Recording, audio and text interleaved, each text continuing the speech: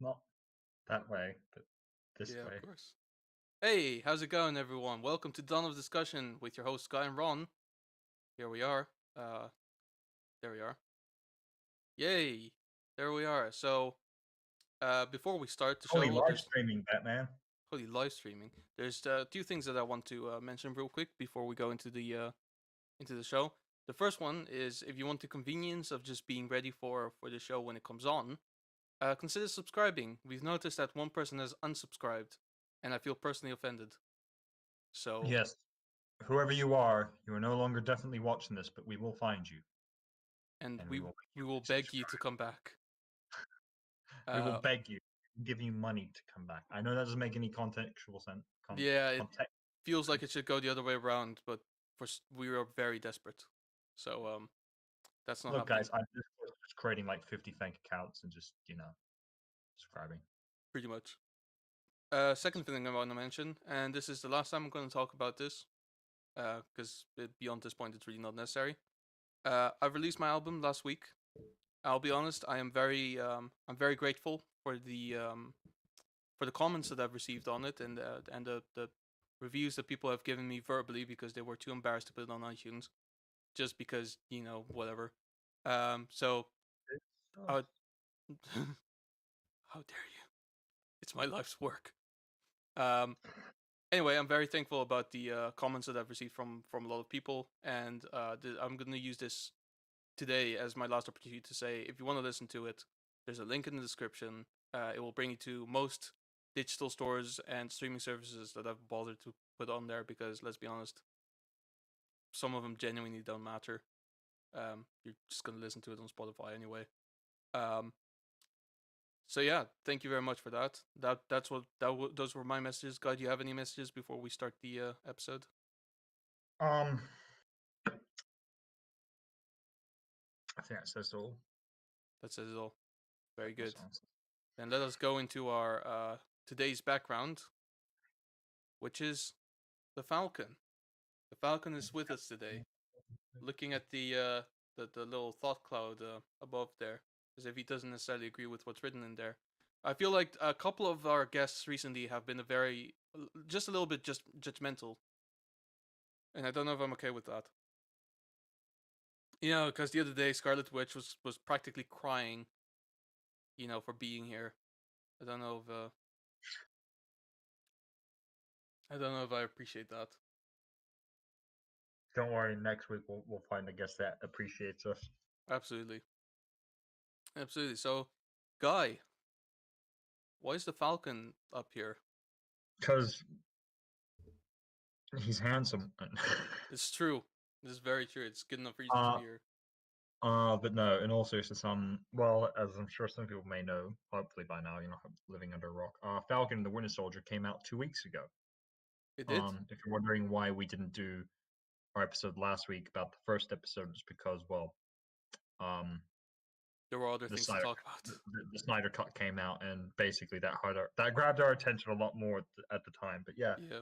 uh, to be fair, I'm happy that we put it off till this week because I think the There's first more to episode say. was. There's more to say now because there's now 2 episodes in. The first episode was like okay, this is the burn into the actual series, whereas the other one got more of the actual plot and story, which I Yep.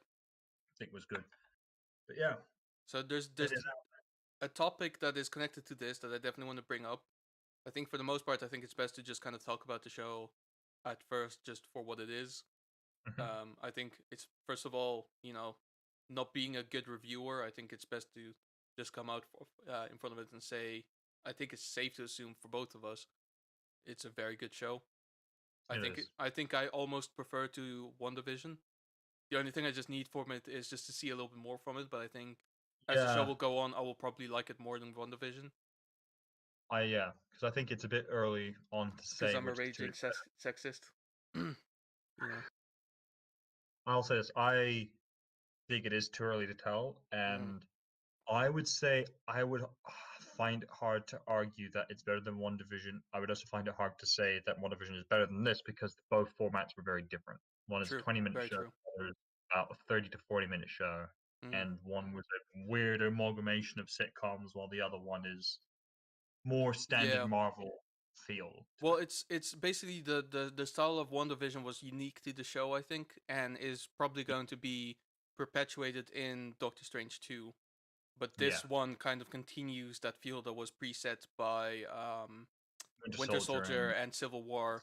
yeah, Part in that worth mentioning is because and this is the thing we were talking about last week, the composer and the editor are the same.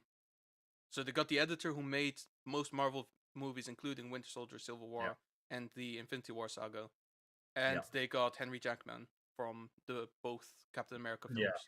yeah, All three of them. and No, sorry, both of them. The yeah, first one was Alan Silvestri.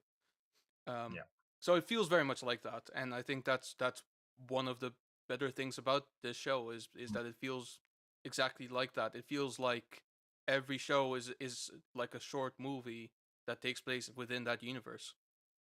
yeah. Essentially, I think it's yeah. And then he got Because distracted. nah, it just it man, that Anthony Mackie's handsome face. uh, He's like, um, damn. He's probably just sitting there like, damn boy, focus. You're ahead of the game. yeah, But I will say this because I think the other thing is as well. It's good to see that any loose ends that were left, not so much in Winter Soldier, because I feel like they tied up most of the loose ends with like Agents of Shield and sure. in the Marvel Cinematic Universe. But the loose ends left behind at the end of Civil War are being tied up now. The fact that Baron Zemo is coming back for the show, which I think is going to be really interesting, because Yeah, for I'm sure. guessing while he may not end up. Nah, that's the thing. It's hard to tell because, like we said, it's so early on. But it's hard to tell whether he's going to be the main primary antagonist or if he's just going to be a antagonistic ally, as it were. Well, he has been advertised as the main bad guy, which I think Yeah, is going to happen in yeah, a certain way. yeah. Because to be honest, in this way, I can kind of see it that they're going to structure that it's not one villain; it's going to be two or three. Because it will be him. I think we've kind of talked about it. While he may not go full villain, he'll be an antagonistic force, the new Cap, Yeah, and obviously this other group. What do they call themselves? The the Flag something flag. Smashers, which is a Flag. very it's a dumb name. I'm sorry, It is, is a but really dumb name. I like the fact that they even admit to it in the show when Falcon is with that other like Air Force guy, and he's like, "Oh, they call themselves a flag smasher," and he's like, "Wow, didn't know villains so really, Yeah, making up terrible names." I'm glad to see that they're really trying hard now. yeah. And also one of the cool features that I've noticed because Easter egg hunts.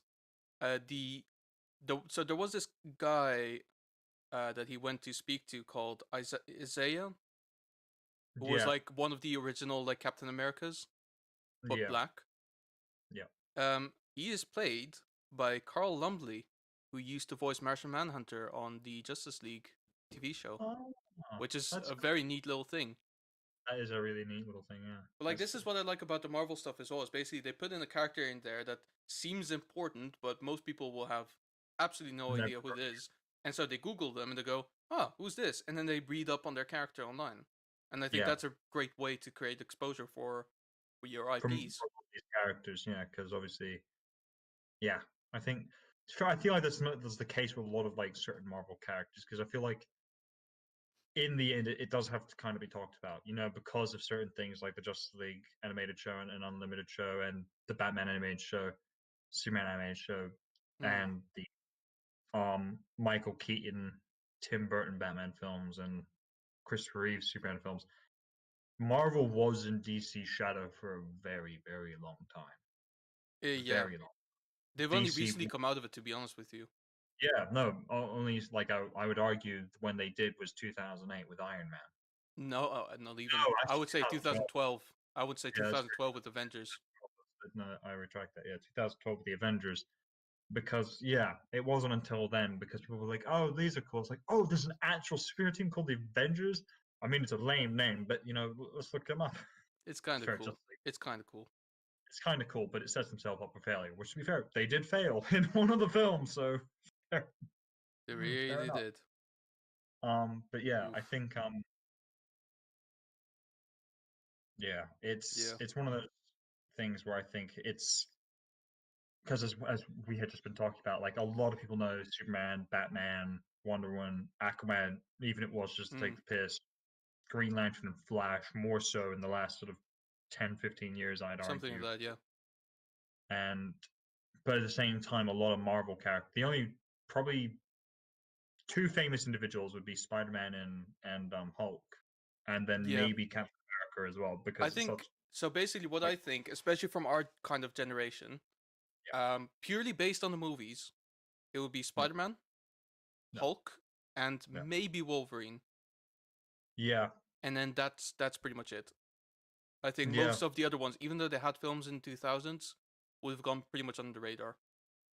yeah. Like Because I Daredevil think had a film in the 2000s. No one knows who it is because, frankly, the film wasn't that good.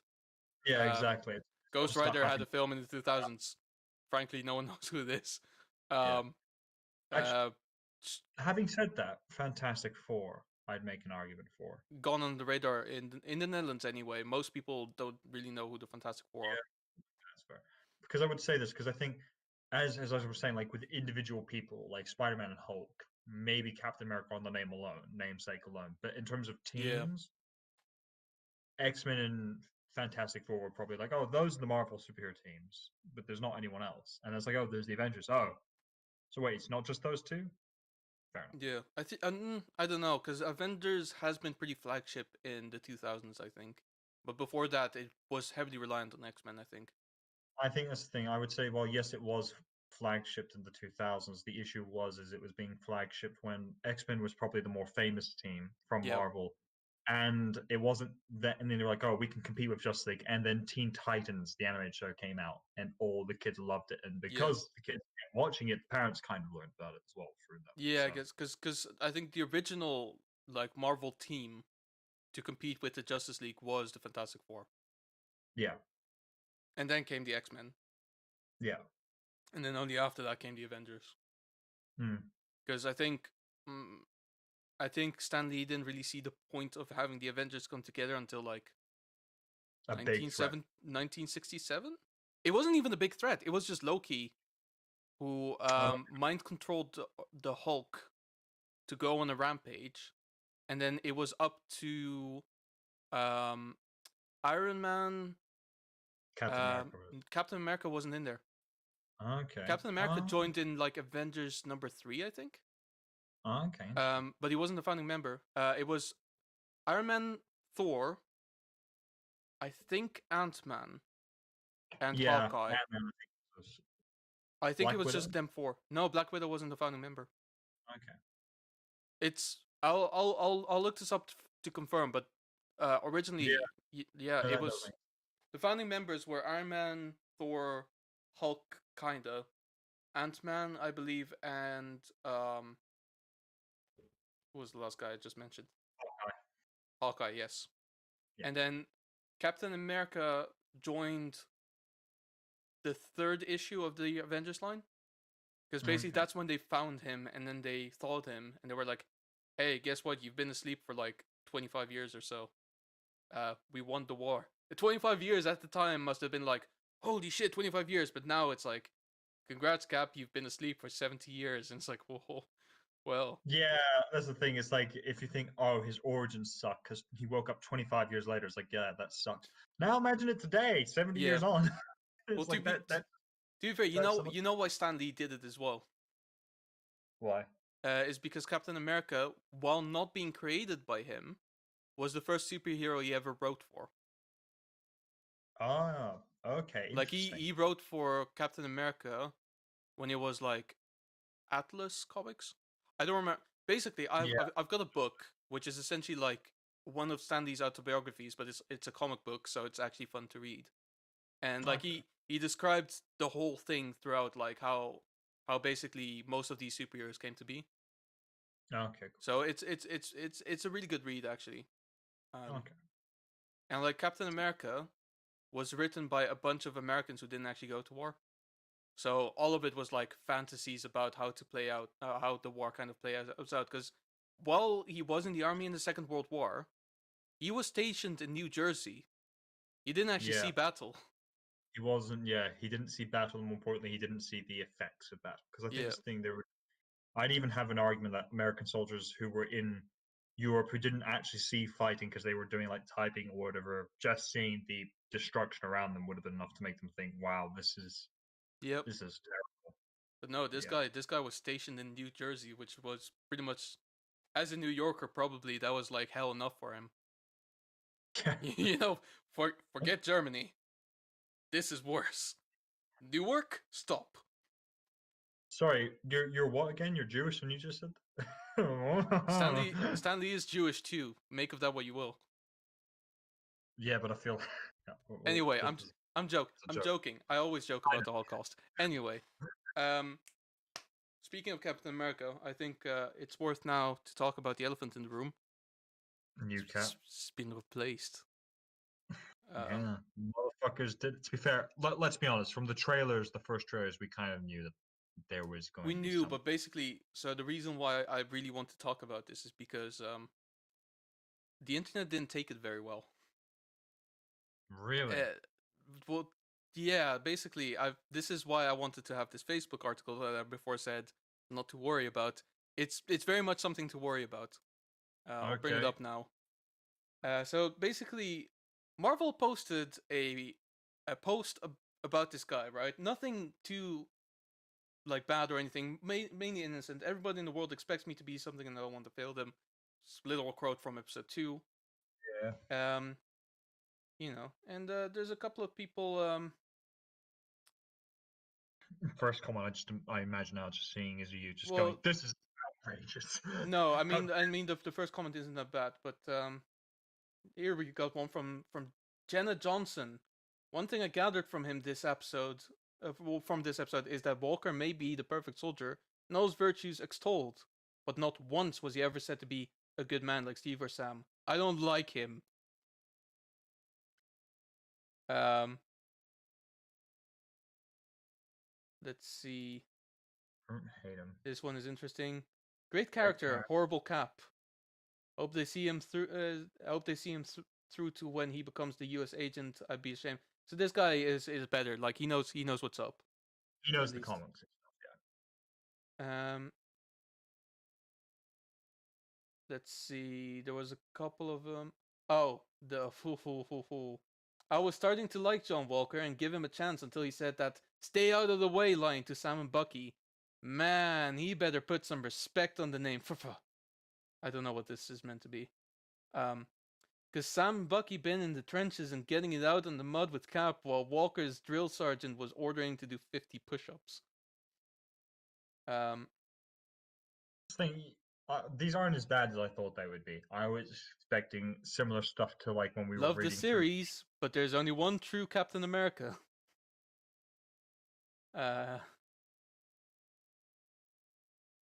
Like Like, I'll say, yeah, they basically like there's a couple of people here who are respectful. It has to be said, but like a lot of them are like coming close to cancel culture almost, where it's like, oh, they're really. like some of them are bad. Some of them You are. because the ones you've shown me feel very tame so far. I was expecting far worse. Can't wait for him to disappear. Falcon is the next Cap, not this dude.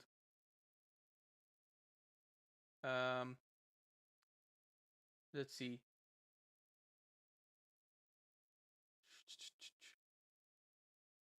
Can we like use the time stone and rewind to when Iron Man snapped his fingers? Snap this guy too. But when he snapped, he brought people back. Yeah. Oh no, wait, no, that was Hulk. Sorry, Iron Man snapped Thanos out of existence and didn't know this guy existed. Okay. Quick reminder from the Star Spangled Man from with the plan himself: son, just don't. That's once again, He you're won't saying be like able these to are like replace the real Cap, and I have a suspicion that he's going to die.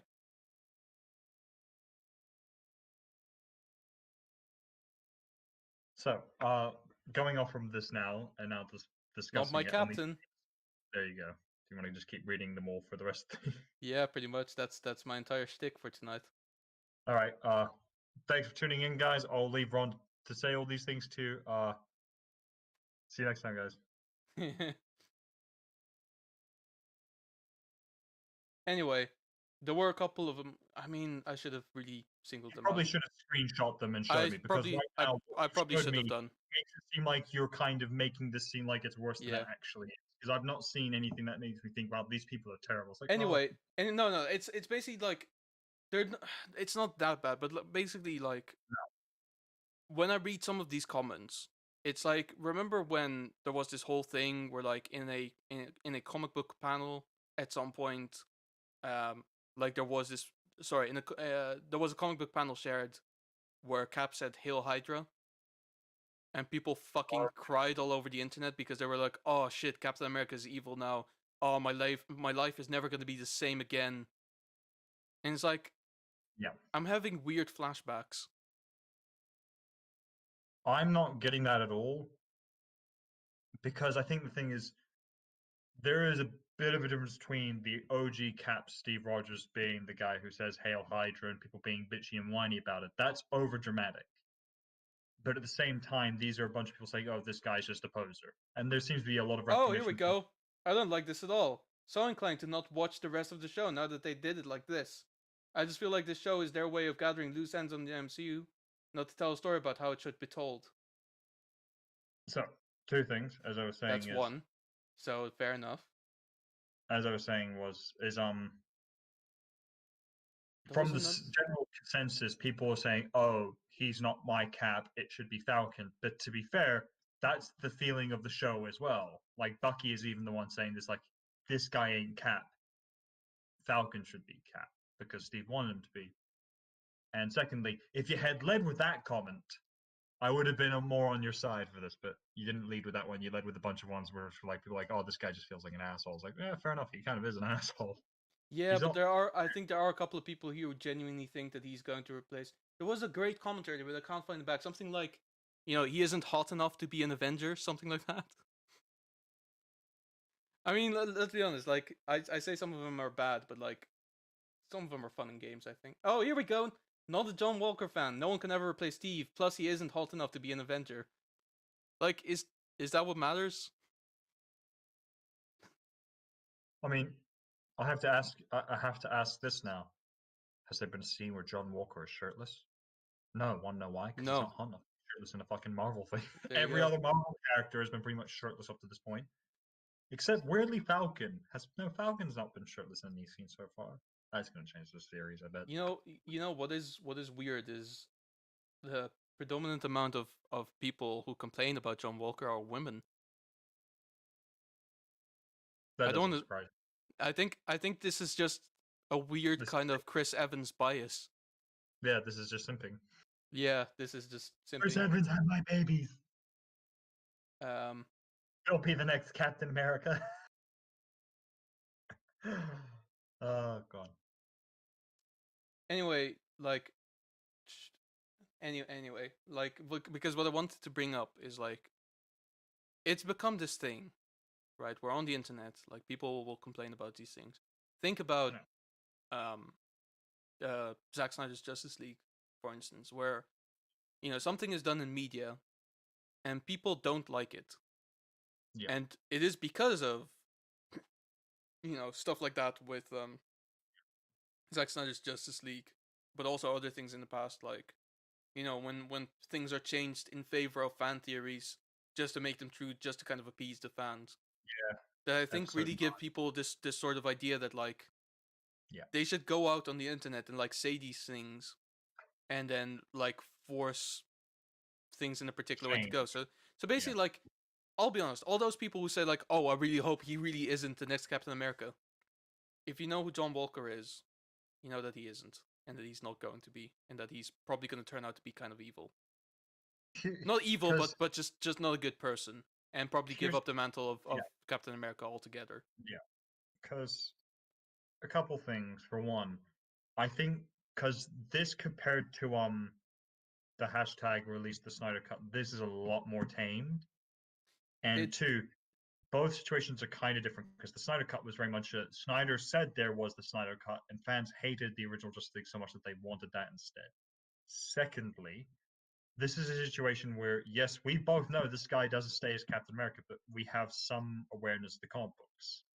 Yeah, but like this is But most average people who are probably watching this, who you mentioned, most people commenting on this are women who, let's face it, most people who are on Facebook are lonely women It is true.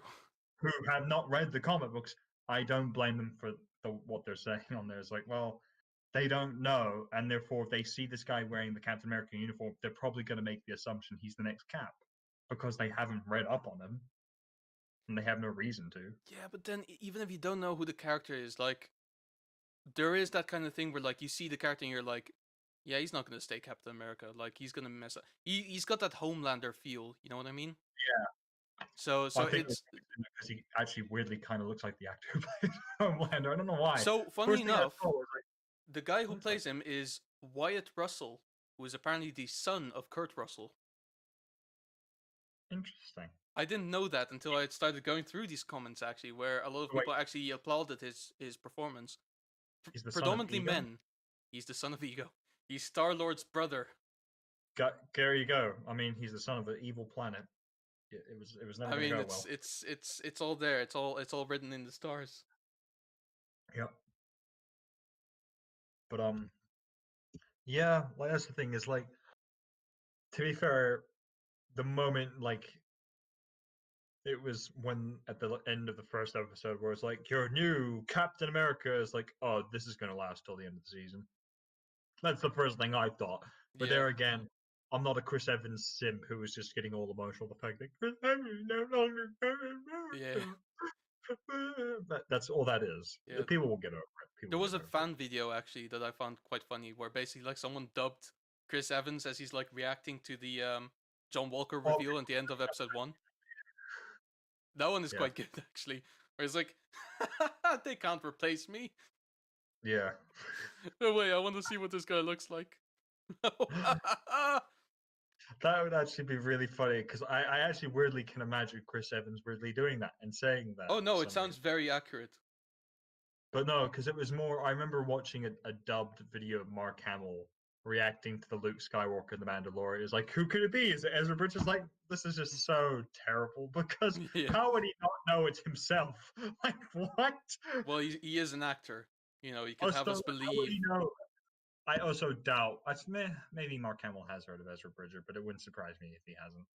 Also, wouldn't surprise me if he has. I don't know. Yeah, I don't know. I don't know how much he keeps up with like modern Star Wars stuff. Really, That's the thing. He does strike me as a Star Wars fan himself he in some does. way. He really So I does. think he would have some knowledge, but maybe not a huge amount. But anyway, going back to the whole Cap thing, because here's the thing: people whining about this guy being Cap doesn't surprise me because he's not Cap, and it's not who Cap wanted to be the next Cap. If people whined about Falcon becoming Captain America, then I'd have an issue because we're like, guys, at the end of Endgame, Cap literally asked him to become Captain America. Yeah. Like, if you have an issue with that, what? Well, Like that would be this is the thing. It's not unlike the well, it's got to be said in the comics. Um, Captain America was shot during Civil War, and then for reparations' sake, Winter Soldier took up the mantle of Captain America, and then gave yeah. it back when Captain America was no longer dead. I don't remember how he undied. There was a way of it happening. I think it was like, I mean, Happens all the time. this was like shit happened, but like Captain America came back to life, and then there was this whole situation where his super soldier serum was deactivated, Yeah. and then he went super fucking old, and then he went up to Sam Wilson and he said, "I want you to become the next Captain America."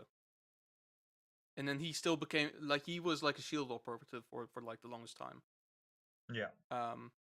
But yeah, Sam Wilson did become Captain America at that point, but that was different circumstances. For one, Steve Rogers was still around, you know, and not on the brink of dying. Yeah. Well, he wasn't on the brink of dying, and honestly, it wouldn't surprise me if Chris Evans has a cameo at some point throughout the show, Yeah. just to I wouldn't- just to go up to Sam and just say like, you know, I once felt insecure as well, I but once felt like I didn't deserve the man. yeah, At I some gave point. up on the shield once, but it has a way of coming back. Yeah. You know, something corny like that's probably gonna happen. alternatively, they could play it, super fucking Chris Evans is like, I once thought I wasn't worthy of the mantle. But then I got the fuck over myself and just put on the goddamn mantle and just. God damn it, man! I gave you the shield. Why'd you give it away? Maybe more actually old man, just crotchety. Is like, look, you whippersnapper! I gave you that damn shield, and you're going to wear it and like it. Now bend over and let me give you a whooping. Okay. That sounded slightly too black. Now, Sam, I need to ask you a very important thing. What is it, Cap? Where do I live? How did I get here? What were you? Could you please drive me home, young fella? Steve, it's me, there. It's Sam. Oh, Sam, it's like I haven't seen you in ages. Oh, Sam, you're really nice for a young colored man, And it's just Falcon going, oh my god, no. Just Sam going, oh no. He became one of those old white guys. Marvel executives just kind of like, oh, we didn't write this. Oh, what's going on? How did this get in? And then it'll be really great where it's just like he gets home and is like, Sam, I feel like I was angry at you for something. Oh, that's right. Quickly, Steve, look, the Weather Channel. What? Whoa, cold front's coming in. Better go wrap up. Shuffles over and sits. That'd be such a great parody scene of someone. Anyway. If Marvel was directed by Deadpool, that's what would happen. Yeah. Not even the people who made Deadpool, just specifically Deadpool. Yeah. Just Ryan Reynolds in the background just eating popcorn to go like, this is a masterpiece. I actually want that to be like a what if. What if Marvel was directed by Deadpool? Because now I'm also imagining the WandaVision thing where it's like, instead of when it's like, it was Agatha and then you just see Agatha's body drop dead and then the camera pans up. It was Deadpool all along. Pretending it was himself the whole time. That's the one thing that the MCU is missing right now. Deadpool. Yeah. But it's coming, apparently. I don't know when, there's no release date, but it is confirmed that there will be a Deadpool 3 in the MCU. And it is R-rated. Can't wait. Can't wait. Should be good. And there's a very slight possibility. So I don't want to say too much about it because nothing has actually confirmed this. There is a slight possibility that Spider-Man might be in it. And then we actually get the team up that we deserve. The team up everyone has been waiting for, but no one knew they wanted. No, everyone knows that they want it. Everyone knows that they wanted. We had no idea we were actually waiting for. Yes, because no one thought it would actually happen. Yeah. Which it might not. Which it might not. But it might. Fucking plot twist, just them fucking with everyone. Then when we get to like the part of the film, it's like, oh, it's not happening, and then all of a sudden Hugh Jackman walks in as Wolverine. It's like, oh, we can deal with this. This is fine. This is fine. This is fine. This is we can live with that. Yeah, cool. Cool. Oh god, I would love that so much. That would be good. But yeah. Anyway, going back to Falcon and Winter Soldier and that weird tirade, old man Cap just. I mean, basically, I feel like one of the things that is easily missed these days as well is like when something is made in that sense, sometimes it is about a character growing, right? Yeah. Like Falcon gave up the shield because he thought he wasn't worthy, but also because he had his own kind of deal going on. Yeah. It's the same as in a way it's weirdly similar to like when Batman died and Dick Grayson was like, I don't really want to pick up the mantle because I don't think I'm worthy. And then Jason Todd came up and he was like, okay, I'll do it then. He's like, whoa, no, whoa, okay, I've changed my mind. No. Yeah, because I think like they've changed it slightly now with Dick Grayson, where it's not so much he doesn't think he's worthy. It's more like, oh, I don't want to take it because that means like a whole lot of shit that I'll have to be that I just don't want to be, kind of thing. Which is also very fair. Yeah, but also he knows that he is the most fitting person to fill that role. Yeah, he does. Whereas I think you could make a weird argument for Falcon that it's a similar boat still. It's like, it's not only does he not think it's worthy, it's like the weight of it as well. Dick didn't want it because of all the responsibility it would come with, whereas you can imagine Falcon saying, if I take up the mantle, not only am I Captain America, I'm openly putting my name in the hat to be the leader of the Avengers. Yeah. Like that's a big thing for Sam, just to say, yeah, I want that. because I think that's one thing they've handled very well, the dynamic between Bucky and Sam. Bucky saying, how could you give it up, and Yeah, feeling betrayed because he did, but at the same time, Sam going, look, that responsibility, that question of am I worthy, on both fronts, I know I'm not. yeah, and it's a perfectly fair thing. If anything, it's honestly relatable. Yeah, I think anyone has been in a situation where like there was someone who had a particular responsibility that they're very capable at, and then you suddenly have to take over, and it's like, well, I can't do this. yeah, Were you nuts? And then you just kind of drop the ball. yeah, Um, and that's fair. And honestly, like, there's a couple of things as well. There were subtle things, so I'm not gonna say that I'm celebrating this or against it in any way, but like, there were a couple of like race-related things that they did that I actually thought were quite neat in a way. yeah. You know, the bit where like the kid goes, "My dad says you're Black Falcon," and he's like, "So you're like Black Kid?" Like it. That was so And I was good. like, "You damn right." So Damn right. yeah, so your buddy in in the Avengers is called Panther.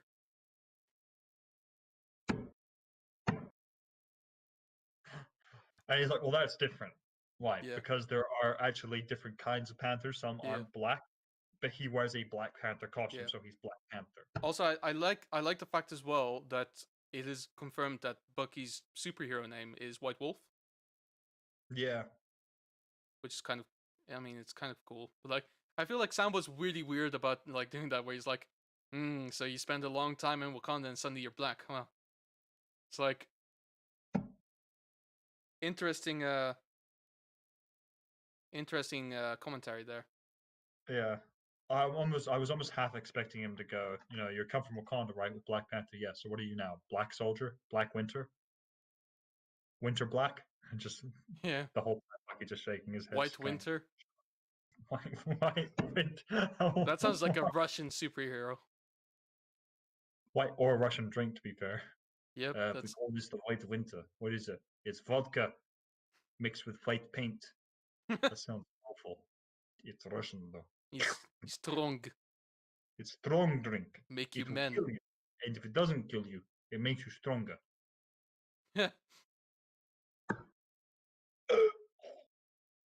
Then what else? Oh, the interesting bit where everyone thought that Falcon was gonna get arrested, and then it was Bucky who got arrested instead. Yeah, That was quite funny. that was quite good. Yeah, yeah. Yeah. Because Although I will say they did do kind of an accurate thing where they were like, a random black man walking on the street in row with a white man. We should probably arrest him. Oh wait, he's famous. Okay, he's off the hook then. yeah, yeah. To be fair, like it's not even that he's famous; he's an Avenger. So it's like the cops aren't gonna fuck with the Avengers. Yeah, no, But it but was, in a real life scenario, it would be like, oh, he's famous. Oh, well, we don't fuck with famous people. No, they're good people. yeah, exactly. And to be fair, the other issue I would have had is just like, wait, you guys have a problem with a black guy talking with a white guy in a black neighborhood? Don't Surely you it's think yeah. the white guy's kind of, you know, Uh, what? yeah. I mean, I will say these are racial issues that, fortunately, I think neither of us ever had to deal with. That's So very true. Like it could actually very well be like that in the US, which yeah, wouldn't I, surprise me. And that's the thing is like when, as we've discussed, this sort of stuff is put in shows and films, it feels forced, and it makes you think, okay, yeah, I have to feel bad because we're all bad people. But this show, it kind of did it in a very beautiful way that it made you very sympathetic, but it didn't feel like it was like it didn't feel smacking. forced because It didn't feel forced. in a way it was like, well, it's Atlanta, so in a way like anything that I know about, or was it Atlanta? I don't even remember at this point. Somewhere. Yeah. Somewhere in the south of the U.S. Like They at this wanted point, them everything we Republican, know about it, it's something that was bound to happen. yeah. It's the kind of thing where like if it didn't happen, we wouldn't have noticed. But if it did, but since it did happen, we weren't particularly Yeah. surprised because it could have happened easily. Yeah. Because I will say, I think it was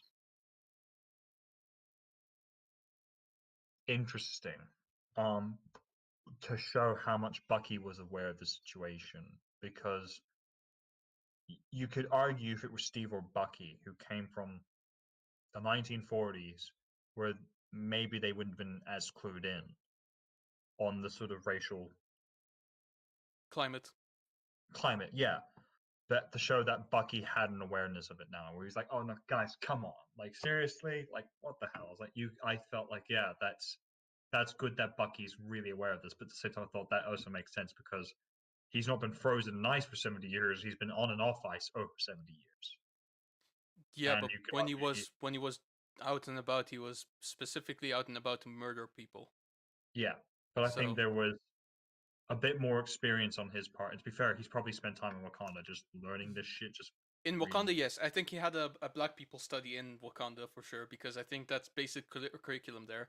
The only argument that I would say in the what would be like 70 odd years that he was working as a secret Hydra, not even Hydra, but like Soviet sleeper agent. Yeah, Um, Soviet sleeper turned Hydra yeah, agent. knowing everything that I know about the Soviet Union, he would not have learned anything about what the world is No, like. Absolutely no. not. I think that's the thing. I think I would agree with you in the sense that yeah, when he was with the Soviets, he would not have learned.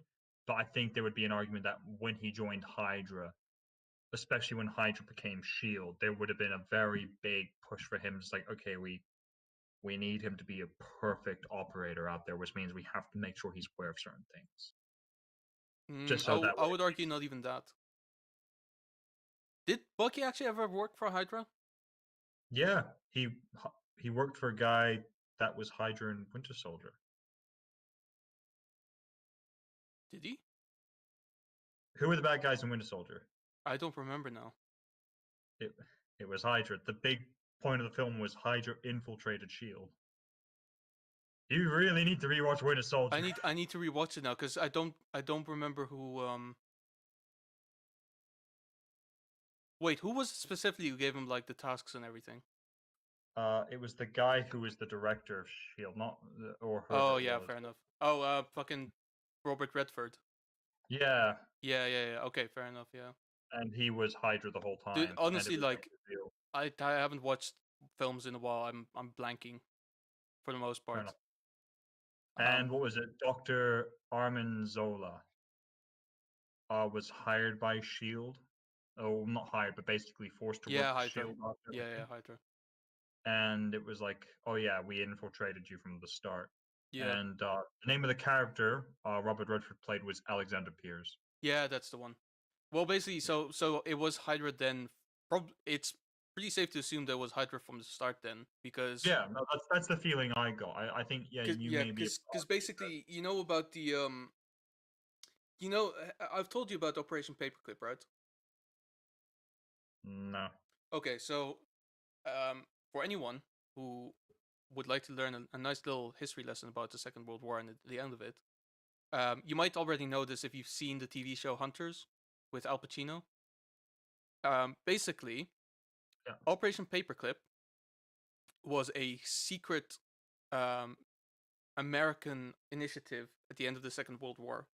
So what happened was, after the war was over, there were a lot of Nazi scientists who were essentially tried, and a lot of them uh, were very clever, right? Because they invented all these things. So the Americans, a lot of people in the American government knew that they'd be able to escape to wherever and kind of live comfortable lives. What they also knew is that the Russians captured a bunch of them, and they knew that some of them would work for the Russian government as like state scientists to develop weapons and shit. And so the Americans became scared over that, and they were like, "What if we just do that as well, where we like offer them a clean slate and like good life in America, and and for the rest of their lives they just become like state scientists under like new American names. No one will ever know that they were Nazis." And Yeah. so the reason why it's called Operation Paperclip is because they had their files with like, you know, the original German names and everything. Those files would be taken away, and then all that's left is an imprint of a paperclip on the piece of paper. And so Okay. basically, the reason why I'm bringing this up is because obviously in the Marvel universe, Operation Paperclip is what caused Hydra to become um, the infiltrants in Shield, is Yeah. because they were pretty much hired to do so in a Yeah. weird way. But obviously a lot of them, and this in this universe, obviously it's Hydra agents. Obviously, a lot of them did go work for the Russians. Yeah. So it is entirely possible that the Hydra agents who went to work for the Russians and created this super soldier program, which the Red Skull basically started in Germany for the Germans, would have Yeah. continued that in Soviet Russia. Yeah, exactly. So yeah, what I'm basically trying to say, TLDR, yeah, I think Winter Soldier has been a Hydra agent from the start, even though Yeah. saying that contradicts everything I said earlier. Yeah, because you completely forgot all that earlier. But I will say, given that, and especially like the way that Hydra agents would have been working in the Soviet Union, and having all these fascist ideas from, Nazi Germany still, you would still not really have known anything about the problems with racism and stuff like that. Possibly. I think it's obviously hard to tell because I think while it's safe to assume that he would have in the end got a grasp of how it worked, it's hard to gauge of how he would have learned it or where he would have learned it from. But I yeah. I think it's probably from his time in Wakanda. I'm not even kidding. I think social studies of American, of the American social climate for Black people is legitimately something that people in Wakanda learn. Know thy enemy and stuff like that. Not really know that, not enemy in that regard, but Yeah. you know what I mean. This kind of I don't know if that even if You know what I mean.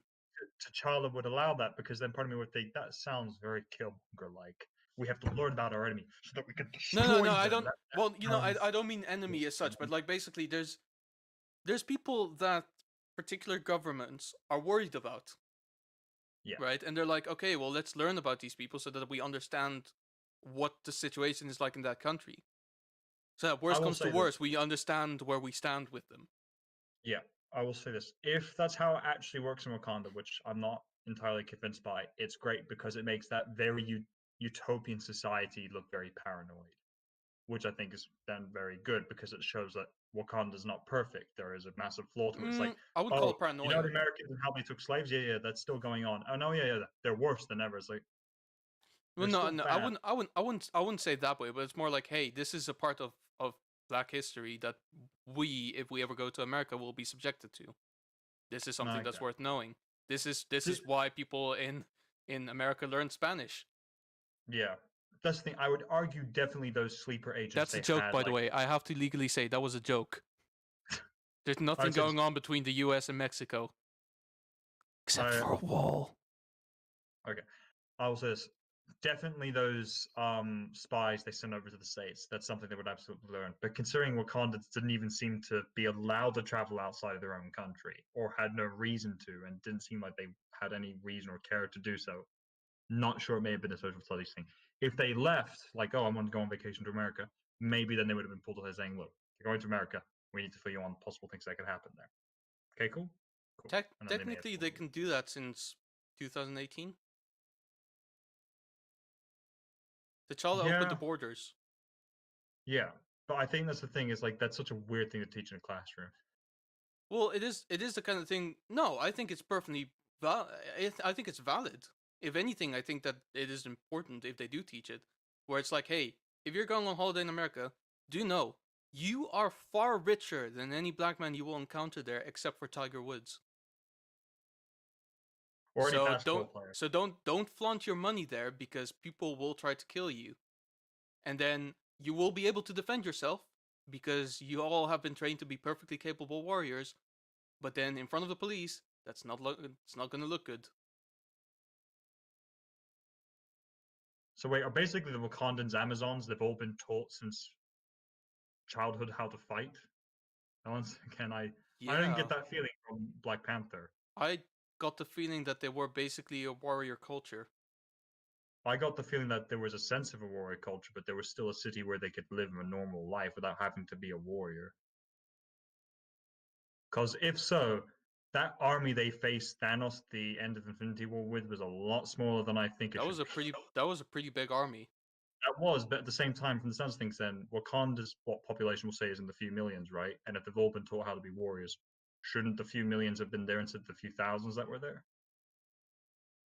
Because if there's an argument, it's like, no, we need to keep someone in reserve. It's like, why? You're facing a guy who, if he wins, snap, everyone's gone. Why not just throw everything you have at the son of a bitch? Because they weren't fighting Thanos; they were fighting the Outriders.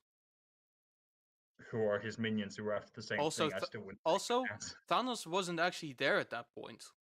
He wasn't, but at the same time, you know, this big guy is coming with an invading army that has the capability of that has succeeded in wiping out entire planets. Something tells me you don't take that risk. I guess. Like, this thing is Maybe like, some of them weren't home. I don't know what to and say, here's man. the thing: if you're all warriors, I get the odd feeling when, because T'Challa says in Infinity War, evacuate the city. I'm like, if they're all warriors, wouldn't he just say mobilize the city? Then it would have been different because evacuation implies there are people who are not. I able mean, to they're fight. still children. You're not But gonna. they're all being. That's You're not not an gonna excuse. send. It doesn't matter how well of a warrior you have as a 3-year-old. You're not gonna send them into war. That makes But that's no the thing. sense. I feel like when you say evacuate the city, it implies it's not just children. There are civilian populace. Don't get me wrong. As a sketch idea, it is fucking hilarious.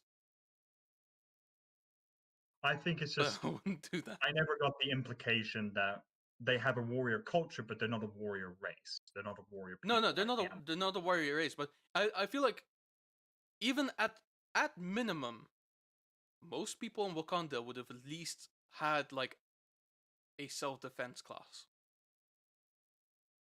At least. As part of their like curriculum.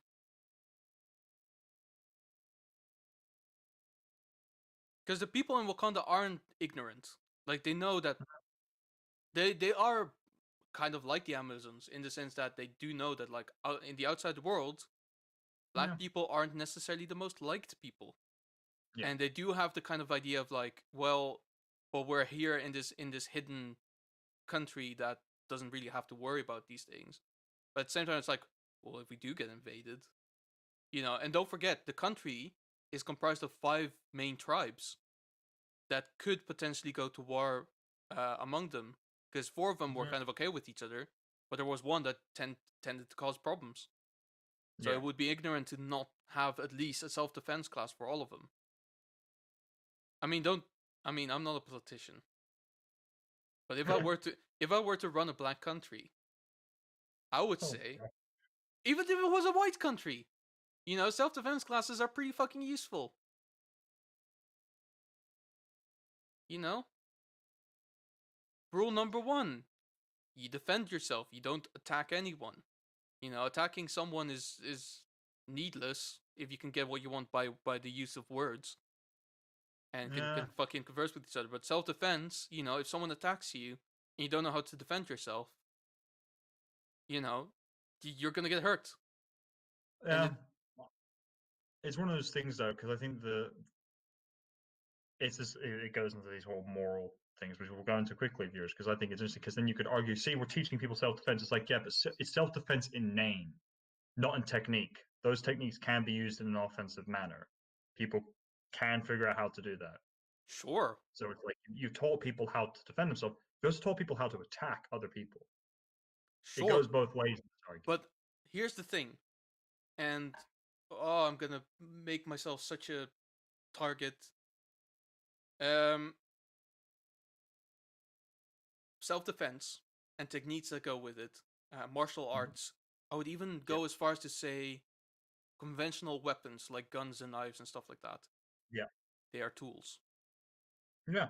I think it is good for people to know how to use the tools. In the sense of like mechanically how to use them. Morally how to use the tools is a completely different lesson. Yeah. And really like that's not about like, you know, I mean, yes, it is. This is very difficult words. I have to choose my words very carefully. You can teach a person, for instance, right? You can teach a person how to do self-defense, and part of knowing self-defense is knowing all the offensive, not offensive. I don't want to say it that way, but like all the attacks that you could potentially get onto you to defend from, right? Yeah. For instance, Krav Maga from Israel is, for some reason weirdly obsessed about like how to make sure that you don't get stabbed in the nuts, because I guess Israelis just kind of Fear they that pretty for much just whatever assume reason. that the Arabs knifed them in the nuts. I don't know where that comes from, but fine. I guess there's something there. Basically, in all seriousness, it's Yeah. mostly about how to disarm your opponent, right? Yeah. So it's mostly about like how to disarm someone with a knife, how to disarm Yeah. someone with a gun from close range and stuff like that. To do that, you do need to understand how you could potentially be attacked. So you have to learn Yeah. that as well. And it would be it in a way it is easy to say yes, it's ignorant to teach someone self-defense in that way, because then they know how to stab someone, right? Yeah. Because they'll just stab someone in all the ways that they haven't been taught and get creative with it so that people don't expect it or whatever. Yeah. That's a different lesson though. Like there's always two sides to something, which is how to do it and whether you should do it. Yeah, of course, because it does then start breeding into the whole. I would then counter argue if I were a politician in the country with someone saying, "Oh, this should be done." It's like, okay, but then we have to then start funding other lessons for moral implications, and teaching people morals about this stuff is Absolutely. a lot harder It is because you have hard. to convince people to think a certain way. That is Convincing easy. someone to think a certain way is a That is lot easy. as a That's child easy enough. is As a easier, child, yeah. but it's still never truly a guarantee. But to be fair, if Well, yeah, but you considering have to be taught if young. we are willing to teach them the moral implications, then we should absolutely do it. But also, this is the thing: a lot of nations around the world, from what I've gathered, don't force the study of self-defense for children No, most don't. in class, but they do still give them the options. Like, you want to take karate as an after-school curriculum? Go for Yeah, it. You want to take kung fu? Sure. I think that to me makes a lot more sense. It's like, if you want to learn how to defend yourself, you have the right absolutely to choose to do that. But yeah, obviously, then it comes right down to, do people have yeah. a choice in this matter? Should people have a choice in Well, this matter? here's the thing. In the Netherlands, it is not it's not obligatory. No. But I learned a bit of judo and like jiu-jitsu for a couple of years because my dad made me, because he was like, "Well, you're Jewish. People will hate you. You will have to Yeah. know how to defend yourself." Yeah. And I don't like the fact, I don't like to say this, but he wasn't wrong. Um, that's obviously a different question, but I can only imagine for like most other people from, Yeah. you know, Because yeah. I don't want to say ethnic minorities that are more persecuted, No, but absolutely. I are think persecuted still. yeah. No, I don't think there's an issue with saying that, because there are minorities of all sorts that are persecuted, and therefore there's a greater argument for their parents to say you're gonna have to learn self-defense. Absolutely. But I think Although I will say for white people, there's also great merit in knowing self-defense, as long as yeah, you use it as a defensive tool and not as a weapon. yeah, I would always argue, in fact, weirdly, if and this becomes a very twitchy subject once again, as we've kind of got into. If a woman ever came up to me and said, "Should I take self-defense?" I would say yes. In If a you want to heartbeat. ask me in a heartbeat, I'd say you absolutely should, because while you may think I'm a nice guy, there's no guarantee that everyone out there is a nice guy. We have to recognize You're that. just lucky that you got to deal with Just me, lucky a that you got nice the guy who guy. says yes, you should, instead of the guy who's going, you know what, you should, but I'm going to show you why you Yeah. should. I would just I say, yeah, wouldn't. you should, because I'm gonna slap you across the face. But that's Oh, you me. can send me across the face. Fine, I'll throw my drink in your face. Is it alcoholic? No, it's coffee. Okay, Then I'm not gonna. fucking don't bother. But But this is but the yeah, thing is, I will say, well, in my case, it wasn't necessarily true, but I do think that, um, I think the majority of attacks on people, they can happen because someone is insecure, right? yeah. Fear is a powerful motivator to do Oh, things that absolutely, really you shouldn't be doing. So, absolutely. most often, if you're attacked, it is by someone who is pretty much at the end of their wits, even though Yeah. you could just talk, but that often seems like a thing that can't be done. So it's fight or flight, pretty much. Most people in the end, I think now these Yeah, days, don't want to talk. They want to be heard. exactly. And if And someone doesn't want to talk, then there's no I, point trying to get I them think to if talk. this is someone who actually knows martial arts and how to control, how to have those techniques in mind and doing all those Yeah. things, especially things like karate and pentaxilla Yeah. or whatever, where it's not necessarily about attacking or defending or whatever, but it's about the Now, discipline. discipline. Yeah, no, I was about to say that the great things about certain self-defense classes, and I would argue that some should absolutely, or at least certain techniques should be taught, is because they teach you discipline, and it's very important to learn discipline. Absolutely. But Which I is think why going I'm into more this, than convinced that in yeah, Wakanda this is part of the curriculum.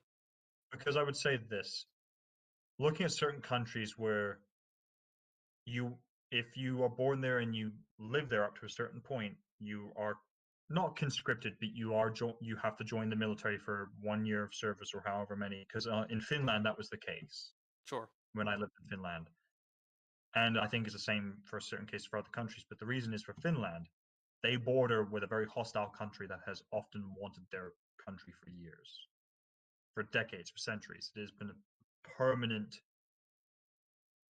threat the Finnish people have faced. Which is why I think maybe in the modern day, maybe Russia isn't so bold as say we're just going to go conquer Finland, but it's still a Yeah. concern where they are bordered with a superpower that could squish them. But I then you see look at where the it's other side coming where I think, from. yeah, but we're looking at there is one country in particular where I think it absolutely does make sense is South Korea, because you are bordered with perhaps the most aggressive, hostile country, or one of them, top Yeah. five easily, to the modern day. No, I would say So easy number one. easy number one, yeah. So there we go. We both agree on that. So it's it's more, I think, in certain cases like this where teaching someone self-defense martial arts is fine, but I would say you can offer that in school. But I would make more of an argument is that if you're bored with a country like North Korea, don't bother saying, "Oh, you can learn martial arts in schools." Like, no, no, no, you don't have to if you don't want to, but you are joining the military after school for a year to Yeah. learn how to But fight. I would still just recommend to anyone like, no, just learn. Oh yeah, well, I'd say we'd recommend it because it prepares you for for joining the army next year, which is not an easy physical task. But Well, it's yeah, not even that. It's just well, the confidence thing. And also yeah, I think it teaches humility. Because one thing that yeah, happens in martial arts and in self defense is you get beat up a lot. Now, yeah, I will say, I've done jiu-jitsu for like 2 or 3 years, yeah, up to when I was 12. So the amount that I got beat up, not all that much. yeah, I'll be honest, most classes were kind of learning the discipline and playing tag. There wasn't any like bodily harm that much. But yeah. I lost a lot. And I think it teaches a little bit of humility as well, where it's like That just you're not because you invincible. know, yeah, and just because you know martial arts as well doesn't mean that you can just do whatever you want. Like I think Yeah, there's a misconception in the media as well, where like, when if you know karate, you're a tough guy karate man. You're gonna yeah. beat people up and For get you what you want karate kids because you teaching got people power. this. But like, Yeah, I think that's the issue. Like when, because fair, I think the film that obviously we can kind of trace back to. If you learn karate, no one will ever be able to beat you up again. Is the Karate Kid? Because one kid learns karate, and yeah, then all of a sudden you can, this is why no. Cobra Guy is much better. It is and isn't still, because weirdly it still points the idea as like if it's one kid who knows karate versus like three or four bullies, that one kid can beat up all three bullies. Like, still numbers help a lot, I mean, but yes, they do. they do a lot. But it's one of those things where I think it's just one of those odd situations where it's important. Yeah, it's just important for you to be taught, and I think it's an important lesson as well in all these sorts of self-defense classes, teaching you that a one-on-one fight you can win if you have the discipline and the knowledge. While one-on-two fight, yes, it's harder, but you can. If there's a point where the numbers don't look good, smart thing to do, just run. Yep, No because point martial standing and arts, fighting. yeah, self defense is also like about when to actually defend yourself and when to run away.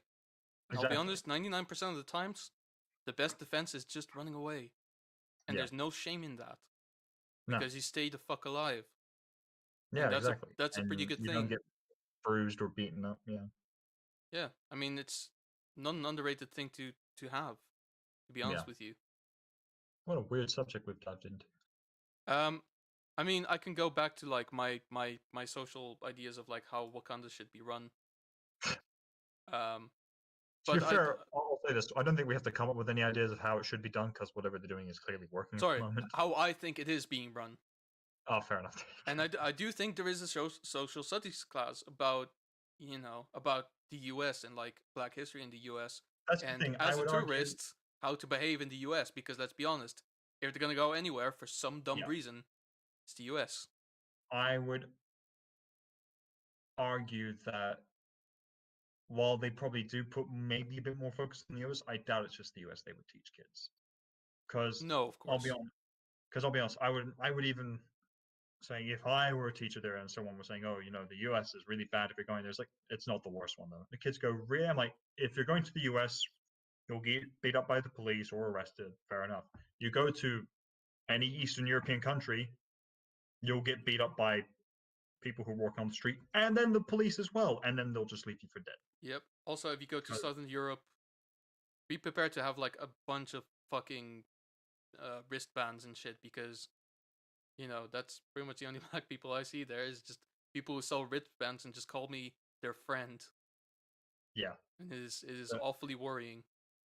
yeah, it is one of those things where I feel like there's a good emphasis on pointing out that while the US is they probably would go into more specifics about the US because maybe people are more likely to visit there, but there would be I feel like emphasis as well as like oh Eastern Europe is also not a safe Yeah. place. Asians can be incredibly racist towards us as well, so just bear that in mind. Well, this is Yeah, because the truth is, like, we do live in a world where like racism is pretty standard. But yeah, what's also pretty standard at this point is the fight against racism, and no one actually thinks about standardizing just not being racist. yeah. I think because the issue is you would obviously want to teach that in your classrooms and stuff in school, just like the implications of things that have happened in the past and why it's unacceptable. But I think interestingly, I watched an interesting sort of 5-10 minute documentary today Okay. about it was in one of the southern states. I think it actually might have been Atlanta again, weirdly, but about Atlanta a is black known about its on black crimes. yeah, but about a black girl who went to a school full of Hmm. white kids and how everyone was against it. And one of the quotes that she said that kind of stuck with me, she said, "Oh, this boy who during this time when we were like, because in the end she had to be taught alone, and then eventually they were convinced to let a couple kids be taught with her teacher who was asking about it. But like during one of the recesses, she went over to play with one of them, and one of the boys said, "Oh, I can't play with you because my mother said you're black." And it was a big point they're saying your school you can have your schools teach um how not to be racist, but ultimately it's down to the parents whether or It not is they down even to go the to that. parents. And if the parents go, oh, I don't like the fact that they're taught not be racist, I'm going to teach them on my own, then I'm going to homeschool them, which I would argue is far worse. It is, but that's the So, problem that we're faced with. Is basically like, yeah, I'll be honest. It starts at school. I think it does. eventually, like, you can say that it goes with the parents and everything, but truthfully, like around the age of like 15, 16 or something like that, you start rebelling against your parents anyway. And at Yeah, that point, it's not even important like what your parents think, it's about what your friends think. What your parents think is only important up until that age when you start rebelling against them, and then yeah, when you're 20 it starts becoming important again. But like yeah. in between those 5 years, it really isn't that important. And I feel like the stuff that then you learn from your friends and everything is something you take away for the rest of your life. I feel like that is true, but it's also situational depending on the group of friends. Because depending on Yeah. how extreme, because I think that's the thing is there's a in certain weirdly cultures there's a big emphasis on that you have to listen to your parents. You can rebel against them, but what they teach you is the truth, as it were. Because I would argue that while yes, in the US there will be kids who rebel against their parents, if up to a certain age. But the point is, up to that age, if parents have imprinted in that up before that, for the next 5 years before that, that black people are worse than us. When they start rebelling, it's like, oh, I'm going to rebel against them. But they're still right. Black people are still the worst. They're going to still think that way. Rebelling, Not necessarily.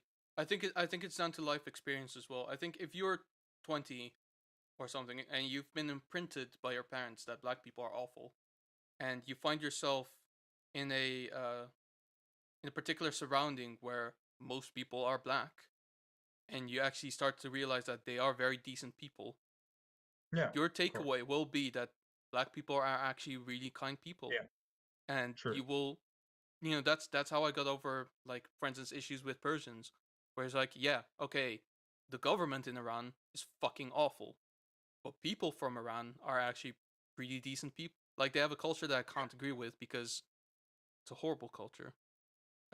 And when I say culture, I mean like purely from a work ethic point of view. Like the actual culture of like celebrating holidays and stuff like that is quite interesting.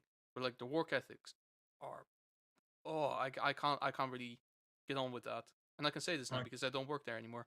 Um, but the people themselves and like actually like interacting with these people and talking to them and like hanging out with them is honestly great. yeah, of course. But once again, that was the point I was about to make next, is that it also depends on the area you grow up in. Absolutely. Because if you're taught by your parents up to a certain age that black people are bad, and then you think, oh, I'm going to start rebelling, but there are no black people around to essentially you rebelling against your parents to go and hang out with, you're still going to keep that feeling. And the issue is, if everyone around you still shares that feeling, you're going to keep it. And I think there is a breaking point where until you reach, if you once you reach a certain age, there's not much else you will learn. Like I would argue that once you're Fair. past 40, if you then go into a new surrounding that's filled with black people, you may not change. I would No, you argue probably won't. there's a chance, but it's a very slim one. It very Yeah. much depends on how early on this changes happen for you. The earlier you are, the better it will go. But if not, then Yeah. yeah, But then that's the thing is like, I do believe that like for the most part parents who teach this kind of stuff are teaching this stuff because it's been taught to them most likely by their parents, but yeah, of also the course. society around them that they lived in. Oh yeah, Like, they learned it in school, they learned it from their friends, they learned it from everyone around them. That's where real change starts for me. I don't think it starts with the parents because for the parents, most likely, it's a bit late. Um, yeah. so You can't. basically, yeah, Yeah, like I don't want to be taught, oh, black people have this rich history of being enslaved and shit. I don't want other people to know.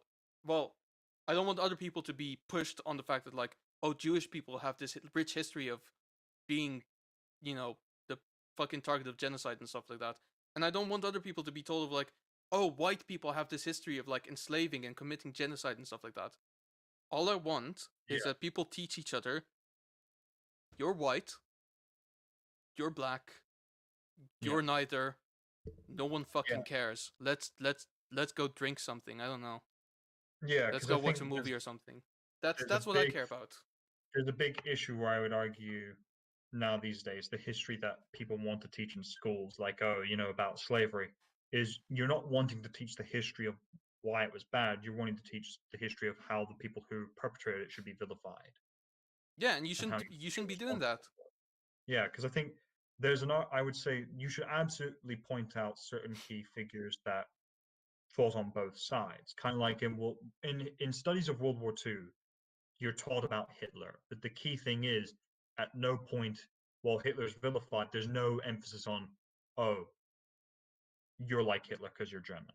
There never feels like there's an emphasis on it was all the German people. There is a massive focus on this one guy was the main cause of most of the Yeah, situation. and also Those like, those there's still emphasis on, oh, those feelings were there, but he made it so those feelings could come out. He gave an outlet. yeah, I think that's the big argument there. and also there's stuff about Hitler that are conveniently not often mentioned in mass. Like, have you ever done this test like where it's like, are you like Hitler? And literally, if you have one question yes out of the 10, then you're like Hitler. And then all of the questions are literally just like, do you like animals? Do you own a dog? Are you a Yeah, vegan? Like stuff like that, where it's like, you're a yeah, vegan, then you're like Hitler because Hitler was a vegan. And it's like, yeah, exactly. I think that test is purely meant to like ridicule the idea of like, oh, um, you're white. You know who else was white? Fucking Yeah, the most that English one guy. people who colonized Yeah. Europe. I mean, not Europe. I mean Africa. But you know what I mean. Well, Like that everywhere. kind of thing. Like, They colonized everywhere, let's be honest. yeah, But I think it's one of those big things where I would always argue when dealing with history facts and people saying, "Oh, most of the evil purposes committed in the world were men." It's like, oh, but you are willing to admit that it's not only men. Yeah, And because here's the women issue. weren't allowed to. Yeah, there you go. Fair enough. It's like, Women okay, weren't you weren't allowed to allowed. commit genocide. That's why they didn't do it. Fair enough. You want to be just like men? Go out there and kill a bunch of Jews, then that'll be equality That'll for you. do it. Actually, being Jewish, I think, puts me in a beautiful situation because in that case, it's like, oh, you know who else was Jewish? Judas. And it's like, ah, but you know who else was Jewish? Jesus. How do we go from here? Yeah. Oh god. Fucking hell. It's like, and I think it's reached a hilarious point where you see white feminists, white women, Oh saying, yeah. "Oh, white men, they have to specify men. It's not just white," because they realize, "Oh fuck, I'm white as well." No, specifically white men. We're not like Hitler because he's a white man, and I'm not a white man. I don't identify as a man. No, from now on, I think I'll just identify As a as what? a. Sorry.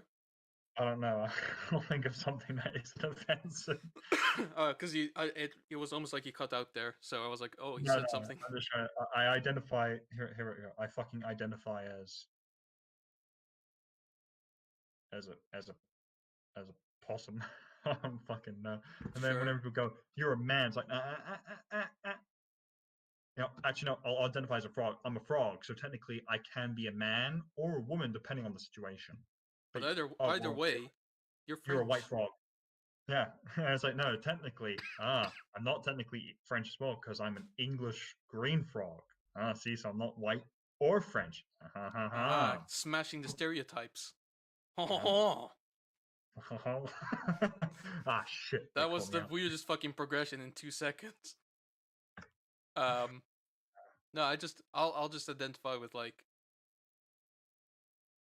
the music I make. Identify as sound. Yeah, I identify as sound and nothing but that. Oh, What, you're an awful man. No, I'm noises. you're a horrible man. No. I identify myself as a bunch of organs and flesh and meat. No, As a man.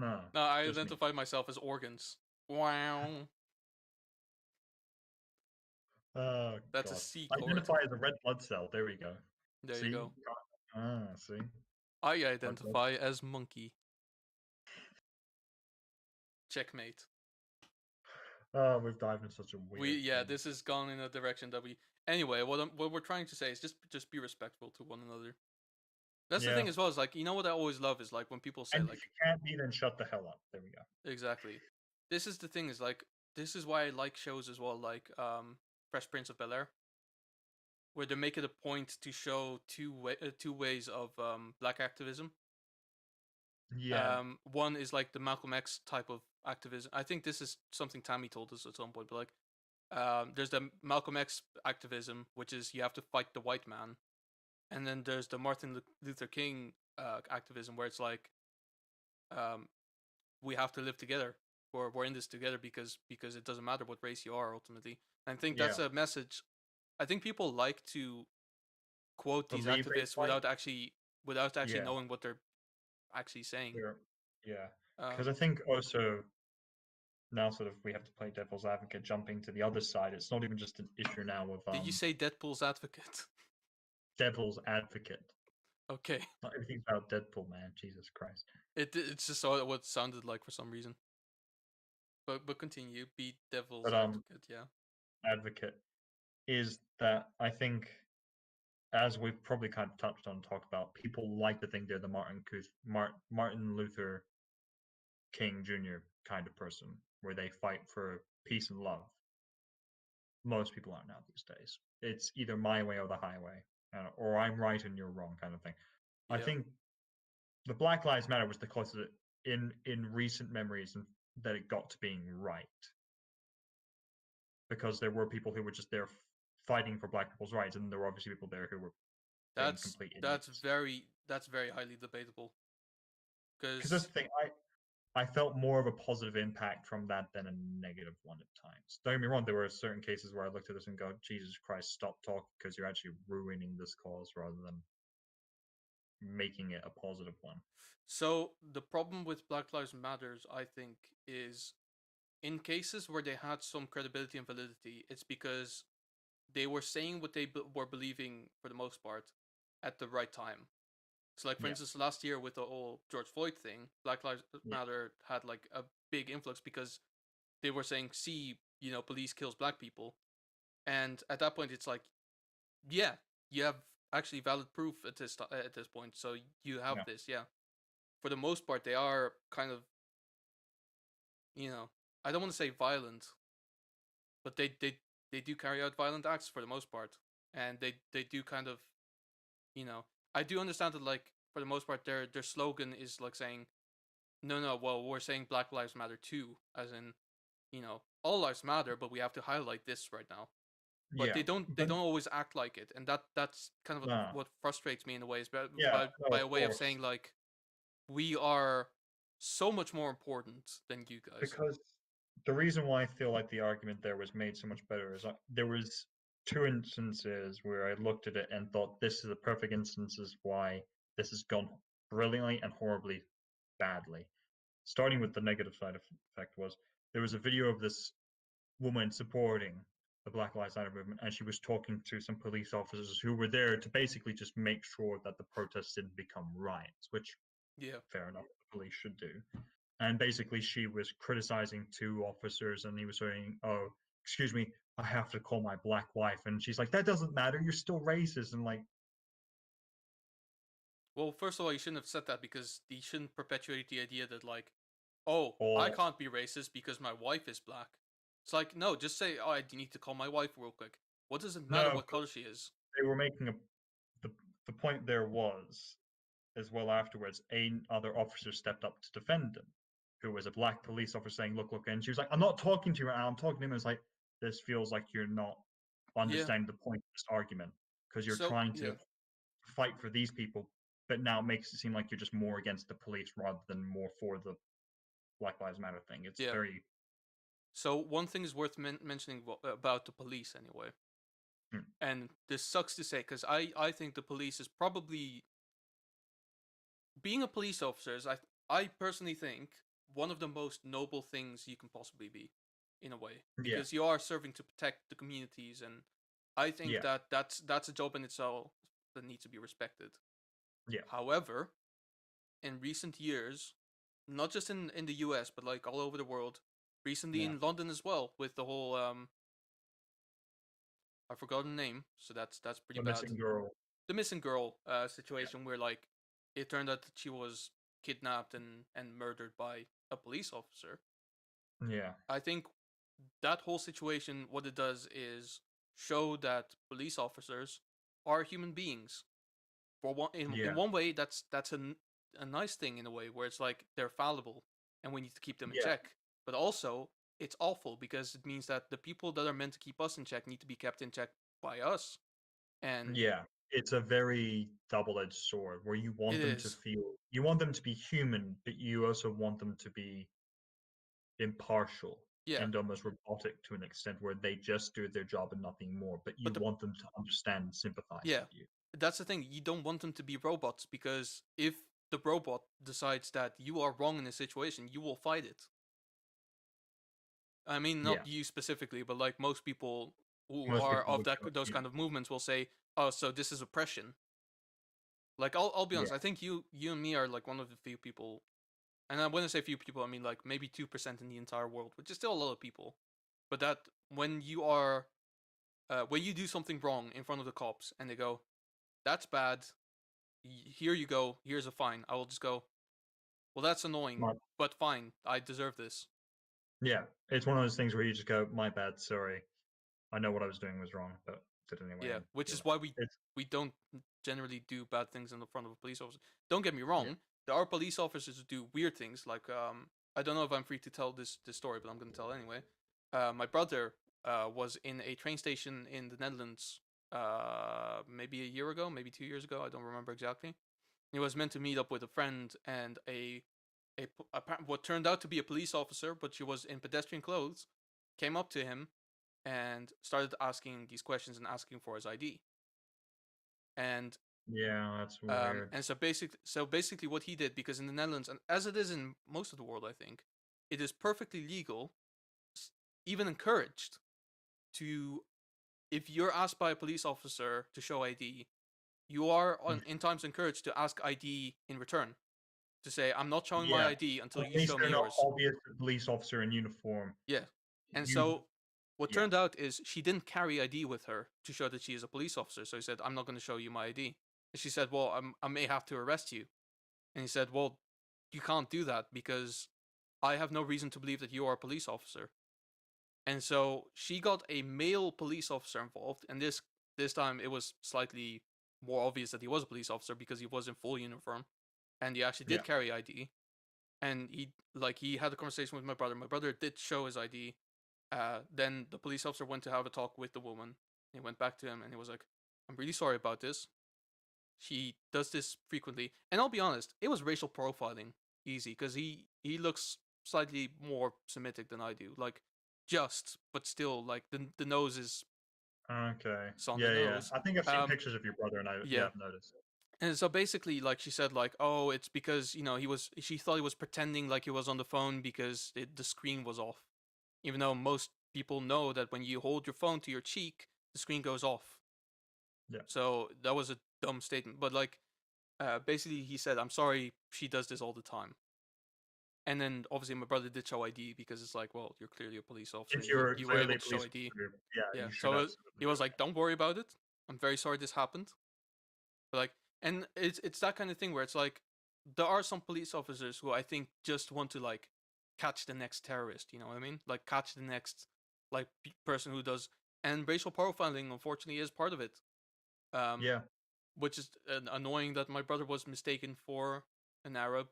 Um, Unfortunately, the same thing has happened to me in Israel a couple of times, where there's a metal detector in front of a shopping mall, and literally just by looking at you, they judge whether you have to go through it or not. And then my mom went on without having to like go through checks. My brother went on without having to go through checks, and I had to go through like pretty much full what's it called um body pr- search. yeah, body search. Yeah. And it's like, well, why do I look like I'm gonna shoot up the place? Like, what gun am I? What am I gonna do? Yeah, I'm fucking mildly overweight and severely out of breath. It yeah, happens, and it like it happens. is Right? it, and I will say at that point it wasn't. I'm not worried about it because in a country like Israel, it's like no, it's very much a case of national security. This shit Yeah, happens all the no, time, I so I think think it's fair. But like in places like the Netherlands, that's not yeah, valid. yeah, because yeah, I would agree. I think also it's not even just certain countries. I think it's certain places. If it's on the street, I think really on the street. Well, Whereas if this it's was in a an train airport, station. yeah, at a train station as well. But if it's in an airport, I think given the history of terrorist attacks on planes and who's been the ones behind it, Yeah. people are gonna hate me for saying it, but I have no problem with it. For No, I them mean, going, it you kind of makes sense. through it, because it's like I hate to be that guy, but Yeah. how many Christians have fucking taken over a plane? It's Uh, only for the fact that in the Middle Ages there were no planes, but they would have done it. yeah, in the Middle Ages, during the Middle Ages, they absolutely would have been the ones doing it, but at the same time, they were also the ones running the show, so they still would have gone, "Oh, you've got a lot of swords and bows and arrows there. Are you going to take over this plane? No, you're Christian. Yes. All right, get on the plane. All Yeah. right." Get on the plane, And yeah. then this one armed guy And was like, it's like, "Yeah, try to defy yeah, God now! Crash. yeah." It is just such a really It's a messed up world out there. it's a messed up world because yeah, I think that's the thing is I think the issue is I generally do believe that there can be a point where there is a world with no racism, but it is not within our lifetime or the next few Mm, lifetimes. Probably not. And it's down to a lot of things as well. I think It is down to a lot of and I things. think people should stop looking at like the US president or like any government body to like change this because they're not going to do it because it shouldn't be coming Yeah, from them. The government isn't changing the country. It is because most countries are democracies. It's the people who are and changing the country. it's the people who are changed. Yeah, exactly. It is the people who let us think because I had a conversation with Sarah today Okay. about her being in Brazil and everything, and I thought about it because we were just talking, and I was like, wait, what's the vaccine plan in Brazil? And Mm-hmm. basically, there isn't one. That there is no plan. He is saying, no, we're not getting any vaccines because if we get the one from China, they'll use that as a chance to implant chips into our head. I'm like, wow, well, and here's the big thing. She has said before, and I'm inclined to believe her, that Brazil has one of the best healthcare systems in the world. And I'm like, all it takes is one fucking person who's been elected by the people to fuck it all up. Yeah, here's the Because thing. that's, yeah. Israel has the best healthcare system in the world. Because it is by fact proven that like they have the best doctors in the world, the most advanced equipment in the world. But they are constantly stunted by theological bullshit. So Yeah. like basically like, for instance, in Israel, the vaccine was ready pretty much like summer of last year, but it wasn't Yeah. implemented because the Orthodox Jews didn't really like it. They didn't like the idea of like, someone messing with God's plan or whatever. So they didn't really do anything with that until the rest of the world started going like, "Oh, we're getting vaccines," and then the prime minister was like, "Oh fuck, we're not special anymore. Fuck, I gotta implement this now." This is Yeah. why this is why basically like Israel was so quick with vaccinating everyone, is because they already had the vaccines ready. They were just Yeah. told not to do anything with it. Yeah. It's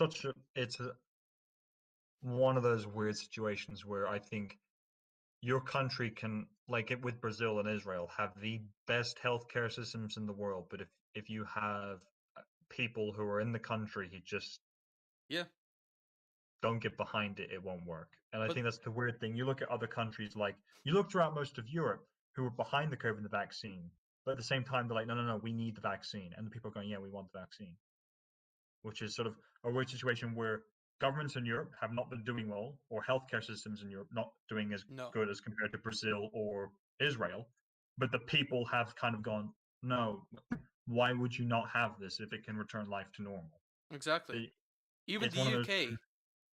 yeah, really weirdly ahead of the curve compared to everyone on this. They've been behind. The UK's been 10 steps behind on literally everything. Oh no, no, we won't go into lockdown yet. Shit, 10,000 cases a day. All right, when we're going into lockdown. Literally.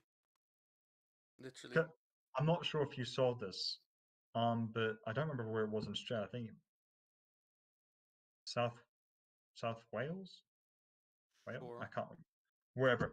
But basically, they said, "Oh, guys, we've got 7 new cases. So what's the plan? Full lockdown. 7 cases? Yeah, full lockdown. Genius. Yeah, and it worked. It's weird to think Yeah, that. because you take away the 7 cases, right? If they each meet 2 people, then the next week you're gonna have 14 cases. They're gonna meet two Yeah, people. The next week you're gonna have 28 well, cases. yeah, exactly. It's It, it's one it of will those spread like things. that. It's one of those weird things where I think Australia is still behind the curve on the vaccine, but I think if your country is actually not suffering in terms of, oh, we're not experiencing hundreds of thousands of cases a day, we're not having deaths, I think fair enough. You have a leeway to be behind on the vaccine because there is actually no rush to get it to you because you're in a Yeah. cocoon of safety. No, Whereas actually, if well, you're yeah, but New Zealand, if they want to open up the borders, everyone needs to be vaccinated. Oh yeah, absolutely. It's one of those things where it's like, but at the same time, I think with Australia and New Zealand and people going, but if they got the vaccine, they could open the borders. Like, not really. With new strains means you have to get new versions of the vaccine. So they're understanding it's like, no, no, we will let the rest of the world get to the vaccine first because we're not getting cases, so we're actually not even getting the new strains. Once everyone's got the last strain and the last vaccine, then we'll get the vaccines because Yeah, that's at fair. least I think that's fair because I think people can say, oh, it's also about how you end it. I think fair enough. But at the same time, if you've not even had to deal with the problem, you weirdly get the right to say, is like, oh, we don't have the vaccine. Why would you not have the vaccine? Because we didn't have anyone who had it. That feels weirdly gloating. It is gloating. We did better than you. You should feel bad. I mean, Just they did do if really I was well. the Australian Prime Minister, I'd be just going, the rest of the world should feel ashamed for how they handled this Yeah. situation. We feel great, though. In fact, you know what? Yeah, Sorry, not Foster's, Victoria better for everyone. And everyone goes, yeah, fucking terror, like, get in. Go for the pub. sure. I mean, Because it we can is still go to like the on pub. one end, it's worth mentioning like New Zealand is a smaller set of 2 islands. But then Yeah. also, there's a lot of small countries that didn't do that well. No. Not islands, because the UK is a much larger island than New Zealand is, as far as I'm aware. Yeah, but even countries that had smaller populations that didn't do too well. I Yeah, mean, that's the thing. that is the thing. How Yeah. does this relate to Falcon and Winter Soldier? I do not In know. no way. We just went completely off tangent. We went off tangents. To be fair, like that universe is a little bit easier because Corona never happened in that universe because there were simply not enough people to actually spread the disease. You know what? Next week on the episode of the podcast, I've got an idea for you. We should do an episode of the podcast where if the world had experienced the blip. Because Interesting. here's the thing, because here, and this will be part of the Winter Soldier thing, because the Flag Smashers are arguing that the world was better off because of the snap, because it brought people together, and because there was more tragedy, so there had to be a sense of unity. And I think interesting argument, but you're also arguing that what in a world, what's the population? 8 billion people, 4 billion people. It's like, oh, 4 billion people died, but we're better off for it. Wow, that feels harsh. Mothers, daughters, sons, fathers, all these people lost, but still understand the point because it does I bring already people have together. reservations What about their argument, or? about their argument. Yeah. Yeah, no, I agree because I look at that and go, I can understand your point. I don't agree with it. In fact, I think it's rather genocidal, but Well, it's also the thing of like I can already expect that maybe not half, but like some of the Flag Smashers were probably snapped out and blipped back, and so probably no, just don't. No, I genuinely think they did. I don't know because I feel like they were there and lived through the 5 years. Therefore, they know why it was better. But at the same time, who knows? It's only 2 episodes in. We can get more. Yes, We'll but probably think get more about situations of like you know women's studies and you know Black history and stuff like that. People who are learning it now are people who have probably never actually experienced any of it. Black people today don't necessarily know what slavery is. Women that's today have a far smaller understanding of what chauvinism is than women 50 years ago. true. So I'm looking at it in the same way where it's like, oh, shit is back now. But like imagining like you hear these ideas of like only half the population of the world. Oh, that means that we're only using half the resources. Yeah, Sounds like a utopia to me. Wish I could yeah. have been there. It's Oh, let's recreate it so I could have been there. yeah. That's very true. It's. I guess once again, we don't know for certain yet. The We'll the learn more the about way I them. look at the thing is, it's a very like It's a human weird case thing though study. because yeah, it's sorry. Just going back to the idea of the Winter Soldier and Falcon and Yeah, the Flag Smashers because we should probably talk about this a little bit because it's weird because I don't know yet whether or not they're arguing half the world should be dead or whether or not they're just anarchists who are anti-government because I get the sense that they're also against the people who are currently in power because they were in power before but got snapped away and now they're back in power. It's like it's a very weird thing. It's like, are you advocating for 4 billion people being dead or that you don't like the way the governments ran before, but you like the way it was run during those 5 years? Like it's a very, I don't know what their main push is yet. I think that this is a case study of like how human beings kind of function in terms of like the idea of peer pressure and the idea Yeah, of like ideology and how yeah, ideology works in itself. And I'll be honest, like in a way, like everything that we've been discussing is to a degree relevant because this is something that yeah, the Captain America films have been exploring in depth. yeah, They are political spy thrillers in a way. Like for instance, in the Winter Soldier, there is the idea of like, you know, oh, the Winter Soldier secret spy program and like cool action shit. But at the same time, it's like, well, the government is being run by people who are actively seeking to take control over humanity. Like yeah. there's an argument to say that there are actual politicians who feel that way, who do feel that like No, an absolutely. Yeah. an what's it called? Autocratic? No, that's not the word. Um, fuck, I keep referring to this word and I keep forgetting it. Um, where the elite kind of runs everything and aristocratic. I think Aristocratic. Yeah, yeah. there are politicians who think that the aristocratic model for a government is the way to go. And Yeah. there's arguments to say that maybe that isn't untrue. No. There's politicians who do feel like, you know, a totalitarian rule over a country is the way to go, because then you get to rule people specifically, and like one person dictates the needs of the many. And there might, I'll be honest, I've thought about this in depth when I was younger, and it sounds cruel, but there's merit to it. Yeah, because it's a weird thing where I actually do agree with you. And the interesting thing is, my dad had this kind of this similar argument instead of going into this is saying, sometimes a country needs a strong man to be a leader, essentially, like to be the dictator. But the person he was having this argument with was an American woman who, given Americans and their hoo-ha for freedom and democracy, it's very much it's integrated into their mind that democracy is the only way. And I actually think that's not the case for every country, See that? because Yeah, essentially with the issue is with democracy, you are placing the trust in the people's hands and that they know what to do.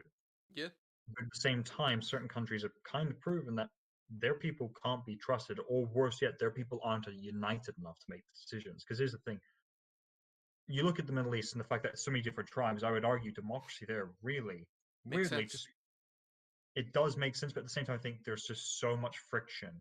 And considering what happened with Trump and his administration, the fact that it was already split 50-50, Yeah, I almost looking at the Middle East and how volatile the whole situation is there, I think yes, if democracy had been introduced earlier on, before the tribes really started turning against yeah, everything and everyone, and violently, it yeah. would have worked. But now these days, I think it may not work Well, anymore. the problem with the Middle East in that sense is that most countries are de facto democracies. Yeah, There's one democracy that claims to be the only true Western democracy, which is Israel. I would yeah, argue to say yes, but no, because it sets mm, itself as a democracy in a way. But truthfully, all of them are theocratic democracies, and the yeah, reason why I'm saying this, even for Israel, is because the elite, which is usually of a particular religion, most of them yeah, Islam, but in Israel it just happens to be Judaism. They yeah, manage to stay in power due to corruption, yeah. uh, active propaganda, Fear. fear, and also people just kind of giving up. I think Yeah, that in Israel, for instance, I think there's a lot of young people who just kind of don't bother to go vote, even though there's, as far as I'm aware, a perfectly decent political party. I mean, I don't. Basically, I'm gonna stop myself quickly there because I don't want to give like political endorsements. But yeah, let's just say there is a party or two in Israel that is perfectly valid to to be in power, because all of the ideas that they have, I personally agree with. yeah. Um, in the sense that it is way more democratic, and most importantly, one of the things that has is a recent development in Israel. Actually, not a lot of people know this, but the constitution has been changed. So, and Okay. we're basically, at first it was a Jewish state, Yep. right? Which is what it is. I need to look this up to be correct, because I don't want to misquote anything. But basically, it was Yep. rewritten to basically say that it is not just a Jewish state, but everyone who isn't Jewish is a second-rate citizen. This was about 2 years ago. It's been written to be that way. So basically, Okay. what you're doing with that is you're making it a theocratic democracy, Yeah. which doesn't work, because No. no government ever should be ruled on the basis of religion. I think No. religion should be considered in your politics, but it shouldn't be all of it. No. Yeah. And in the Because case of the Middle yeah. East, every country suffers from it. Yeah. Every single one. Probably Because not every single one. I can be convinced that in some cases it might not be true, but right as of right now, with the information that I have, I am convinced that every single country in the Middle East is suffering yeah. from this. No. Yeah. I think that's fair because I think you look at all these different democratic countries, all these democracies, and each and every single one of them has their own version of an elite Yep. that runs it. Here in the UK, it is very much weirdly a sense of nobility. If you've gone to certain schools, Because Yes. what's the school where most prime ministers have ended up going to? Well, Cambridge, Oxford. No, it's another one. There's another one There's a that's third. there's a third. Actually, no, this is the one most. You're asking a Which, lot of me right now. well, to be fair, I wouldn't expect you to know. Is it Yale? It's the British one. It is a British one. Okay. Is it Let's just, Edinburgh? uh, what's the prime minister educated? Oxford University, Edinburgh. There's another one, or am I thinking of the royal family? But regardless, Eton College. Is it Eton? I think Eton it might sounds be about Eton. right, actually. Yeah, Every no, yeah, no. Sorry. In terms of universities, it is typically Oxford and Cambridge, but in terms of actual school, it is either Eton, Westminster. Yeah, Eton and Westminster actually, yeah. pretty much. In fact, it's mainly Eton by the looks of things. But the point is that if you've gone to a certain school, it's essentially a form of educational elitism that you only get in also because you're from a wealthy family or a noble family to an extent. Mm. And you obviously look at the US and it's a bit more of an actual. The US is a harder one, I think, to get. It's sort of Well, this is the thing. There is an elite in a way, in a weird way. it is. But it's not an obvious way. I think it's just something that I No. started thinking about. You know that in every single country that is a democracy, it is perfectly legal to start your own party because it's never just between two parties. There's always Yeah. multiple. So like in the UK, it doesn't have to be the Tories. It doesn't have to be the other ones. Tories, Labour, right? Tories, Lib Dems, I think it's Liberals. mostly between Tories and Labour usually. Like those Yeah, are the Tories big and ones, Labour. and then Lib Dem is like number 3, and then there's the rest. Yeah. But like it doesn't necessarily have to be that way. And in the U.S. altogether, it's like the Republicans and the Democrats. There's other parties that There most are. people don't In actually fact, know yeah, about. the elite in the US is Democratic or Republican. If you're Yeah, one of the two, you're guaranteed a presidency. There's almost no situations where like there was a. unleashed. I think there's one that came close, or there was one time that it wasn't Republican or Democrat in the US. But that was a very long Let time me ago. let me look this up real quick. So there was another one. Uh, there was the Libertarian Party this Yeah, year with that Joe Jorgensen. yeah, That or as I like to call her, President Jojo.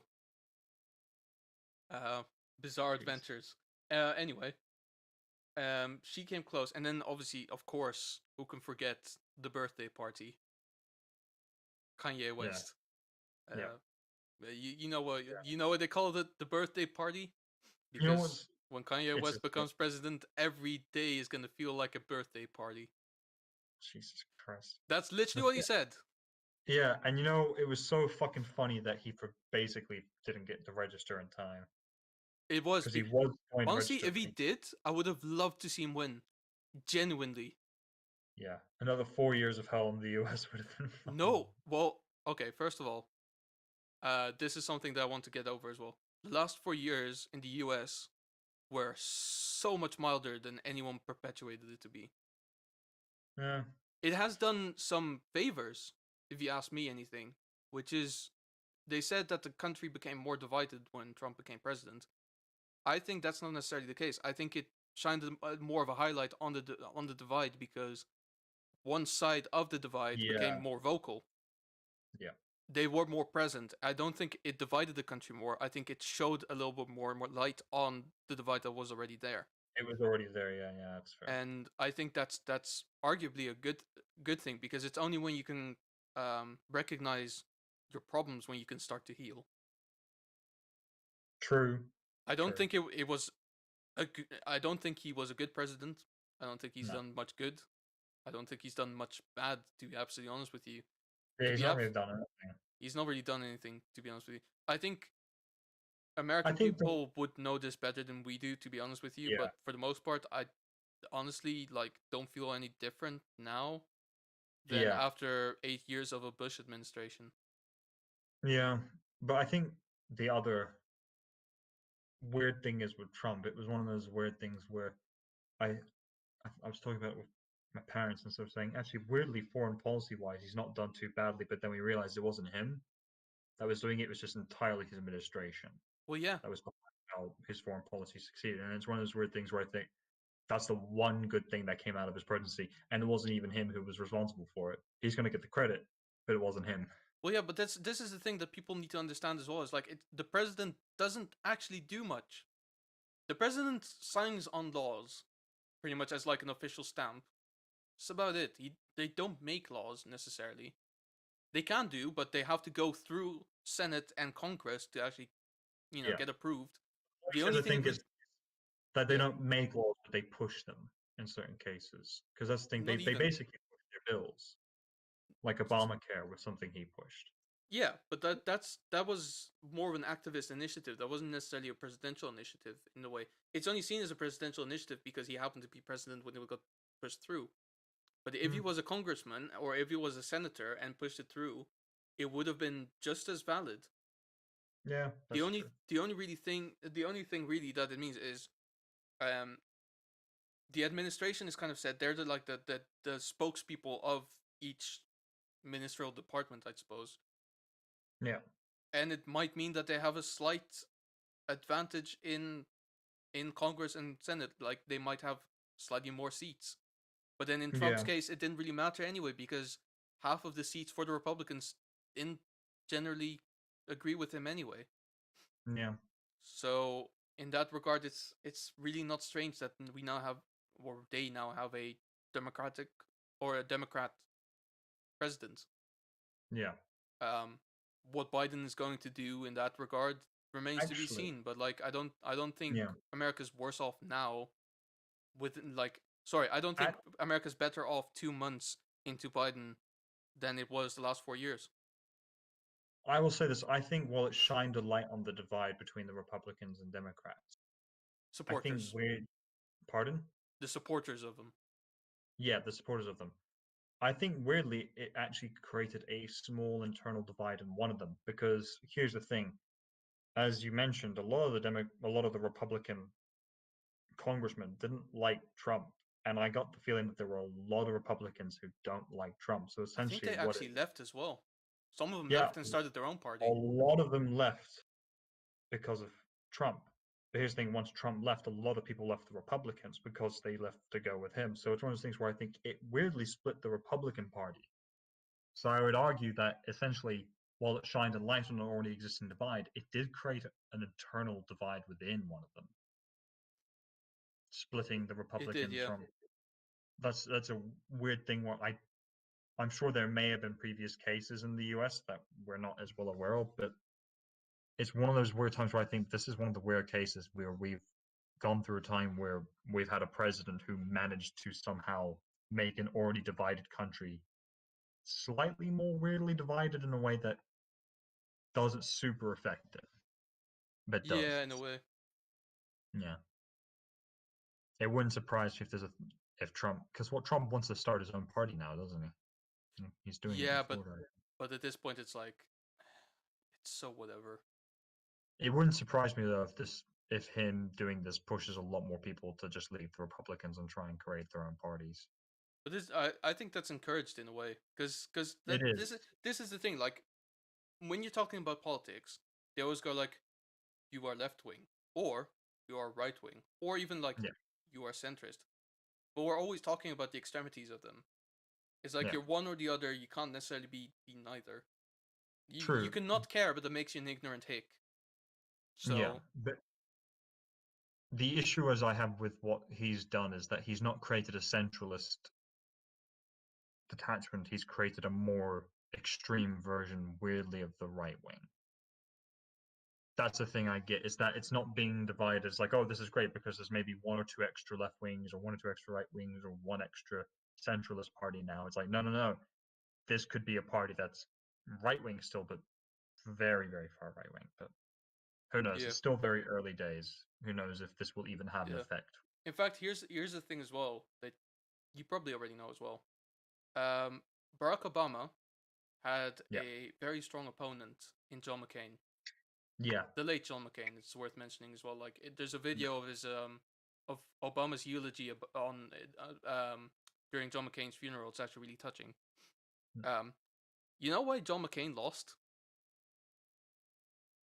No. is basically there was a rally at some point, and up until this point, like it was pretty much 50-50, I'd say. Like Yeah. people were really in support of him. There was this Republican rally where he like showed up, and there was this woman who at some point like asked him a question, and she said something like, "You sent that Arab back where he came from," or something like that. And he basically shushed her, and he was like, "I don't really want you to talk about my opponent that way, because he is a good man and he's fighting for the values that he believes in." And he lost a lot of support after that. Yeah.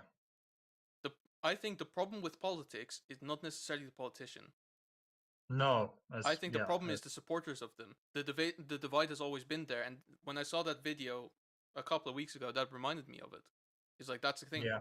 So with Trump becoming president, I think I'm almost inclined to say he needed to be president just to highlight this divide even better. Because Yeah. I if it think. was a proper Republican candidate who Yeah. properly like showed people respect and stuff like that, and he became president, that divide would have Mm. just completely gone unnoticed. Yeah. I think that's actually a fair point. I think in the end, I'm I think as when Trump was elected, Sarah and a lot of other people said, "Oh, this is the worst thing." But at the same time, there was this underlining feeling, at least here or in countries outside of the US, where it's like it's a bad thing, but it's a necessity at this point. The US needs to realize at this point that they're not fucking perfect. They're not. The issue is he will convince a few of them that they are, but I think it's important for them to see as well. It's like, oh, we're not as strong or Yeah. united as we thought. And I think the US, because of it, is a great example of um, we support freedom of speech until you say something that I horribly disagree with. Yeah, I think it's a very strange thing where I think the US being world superpower has become the face of democracy, but I think weirdly it's the best, worst example of democracy No, this is the at beautiful thing. times. For me, um, Actually, not democracy, the people internally. I think it's the best example of the consequences of democracy.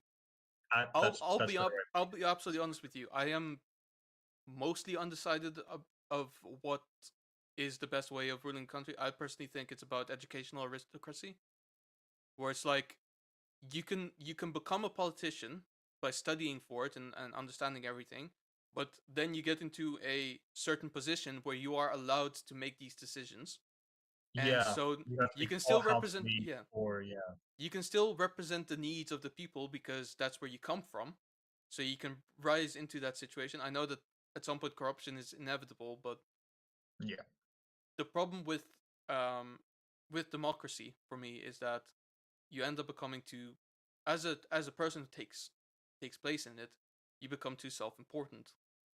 yeah, And I think that the whole thing with the comments about John Walker, or other things as well, like whatever goes on the internet, is a clear example for me with that, where people like voice their opinions and say you can't do this, or you shouldn't be doing this, or this sucks. But really, no one should be caring, because yeah, be, because you're being a bit selfish about these things. And this is the problem about democracy as well, is it's inherently selfish yeah. in a way. Of course, Like you because aren't voting for the needs of the many. You're voting for the needs for the of needs of yourself. yourself. Yeah, And a lot because I of think people happen to agree with you, and that is even more annoying. yeah, because I think the thing is with democracy is that inherently it is built upon being a capitalist country on the basis. Like that's the foundation for most democracies is a capitalist Yeah. foundation. So that way you build this idea of anyone can be anything within this democracy because everyone is free to choose whatever they want to be. Or who's their leader, for example. It's like it works, but capitalism, while works really well because it basically means you can go from being dirt poor to coming up with a brilliant idea and being a billionaire within the span of either overnight or within a few days, weeks, or months. But it also guarantees that if you also start off the 1%, you can reach the bottom. And there's so much fluctuation with it. And I think it also still builds resentment because once you get to the top, you want to stay at the top no matter what. And Yep. it makes you essentially a bully. But But then making everyone equal doesn't work. yeah, That's the thing as well, because making everyone equal means someone has to decide what is equal. Yep. You know, Enter Stalin. not every. How's everyone ever going to come to that conclusion? And you can't create more to then say, okay, everyone wants to have $5 billion. All right, we'll just create more money and everyone can have $5 billion if we can't spread it evenly amongst ourselves, if there aren't enough of us. But Yeah. it's one of those,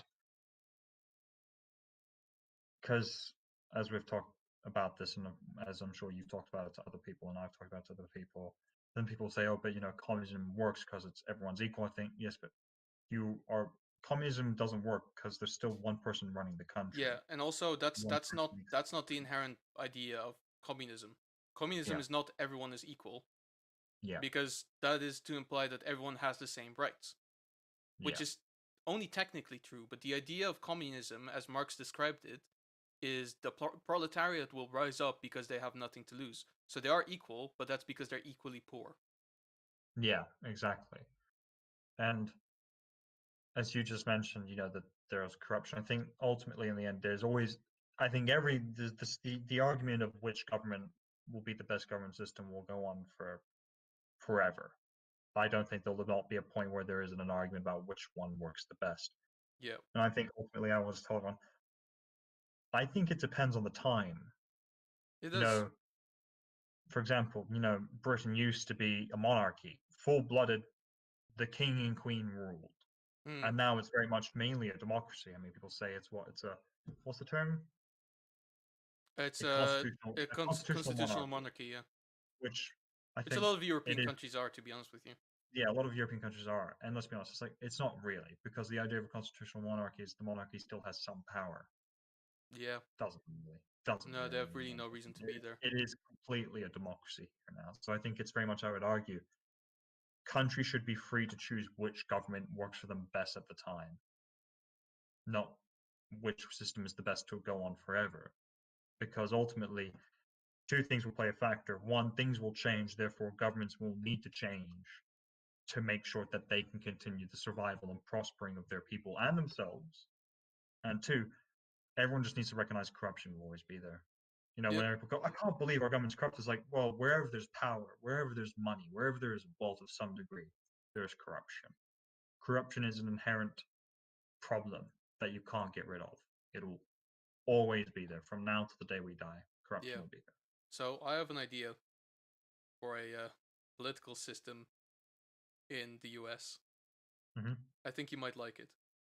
So Mm-hmm. basically, there's two people in power, right? Mm-hmm.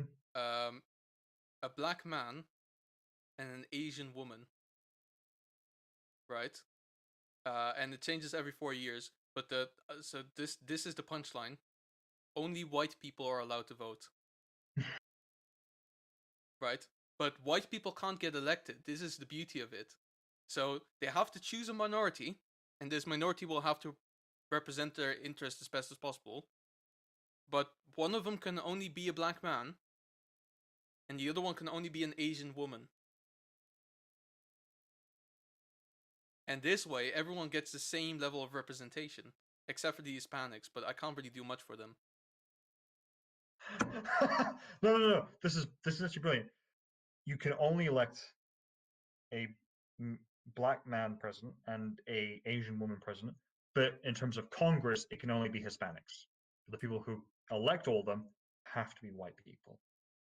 Yes, but I will say the Hispanics have to be legal. They have to, yeah. They The have to be, Congress has to be because legal. you have to represent the country best. And then you ask yourself, like, the white people then vote. But then, what about judges? That's where the Jews come in. And now you have a government that is completely consistent of no white people, but is entirely decided by white people. White people. So basically, And the white people have all the power, but they have none of the power. because here's the best part, they'll be thinking, how do we make this work so that ultimately a white person can get into office? We can't, though. That's right, because they're never going to give it up. So what we're saying is we have to actually elect the best black person to represent us, because like that. So basically, what I will tell you what will happen. They will end up voting for the black man that represents white interests the best. Which, let's be honest, won't be most of them, if any of them. Most of them no, but there will be one that like correlates most, right? Yeah. Even if it's not all the way most. And they will do the same for the Asian woman that will probably have like some feminist issues, obviously, but like that they believe in. But they are still voting for her because her her beliefs align most with white people. Yeah. So they can represent her, but they're also representing their respective Yeah. ethnicities. Yeah. And Right? therefore they're and what because there's a thing I have to ask. Is it the Asian woman and the black guy are both president at the same time, or is just one or the other? No, both at the same time. Because here's the best part then. Sorry, just as a random wrench to throw into your works. It's like, okay, once elected, they both have to get married to each other. That it's not like a swearing in No, ceremony. It's a I marriage. wouldn't say no. I wouldn't say that. I think that's a bit much. They can still have like each their first That's family. that's where we draw the line. Okay. They can get married. I mean, I think it's a political kind of um faux pas, but they can do it. But Hey, look, man, it's late at night. You're busy writing up bills with each other. You know, shit gets heated. exactly. But here's the next kicker is basically we make Africa and Asia a collective kingdom. Now, here's the thing. Are you familiar with the political system in Andorra? I can't say that I am. No. Okay, Sounds for those who don't know, Andorra is a small country in between Spain and France, Oh yeah, yeah. I right? know the kind. And so their political system is they have two princes, but there's a catch. One of the princes is, I think, an archbishop in a Spanish community, and the other one is obviously the archbishop always changes. Yep. So, and these are the only electable princes in the entire world, as far as I'm aware. So, Yep. the archbishop of like the Spanish community, and then the other one is the current president of France. So I'm not saying the current president of France is the prince because he's him. He is the prince of Andorra because he is the current president of France. Right? So this is going to be a similar deal where basically, but the reverse. So the Asian woman who becomes elected as the president of the USA for 4 years becomes the queen of Asia. And the black man who gets elected, it doesn't matter where his heritage comes from. Like, even if he's like Caribbean black, he will become the king of Africa. He comes on, he has the thickest Jamaican accent ever, but he's the president. He's the king of all of it. I think that's a pretty good system. I can't have the arguments here. And you know what the best part is? This Canada will still be there. It's like, should we change? No, our government system works fine. But man, this shit is fucking weird to watch. It's like, yeah, but it works for some reason. I mean, if this isn't a feminist wet dream, I don't know what is. Because I have a clear like separation of judge, jury, and executioner. I mean, not really. I didn't go over police. Oh, we need a race for the police. Native Americans. Perfect. So basically, we have. Oh, I'm sorry. Do you realize how funny that will be? It's like we're all being racially oppressed by the police. It's like, but you come into our land. You come into our land. We are taking back our country.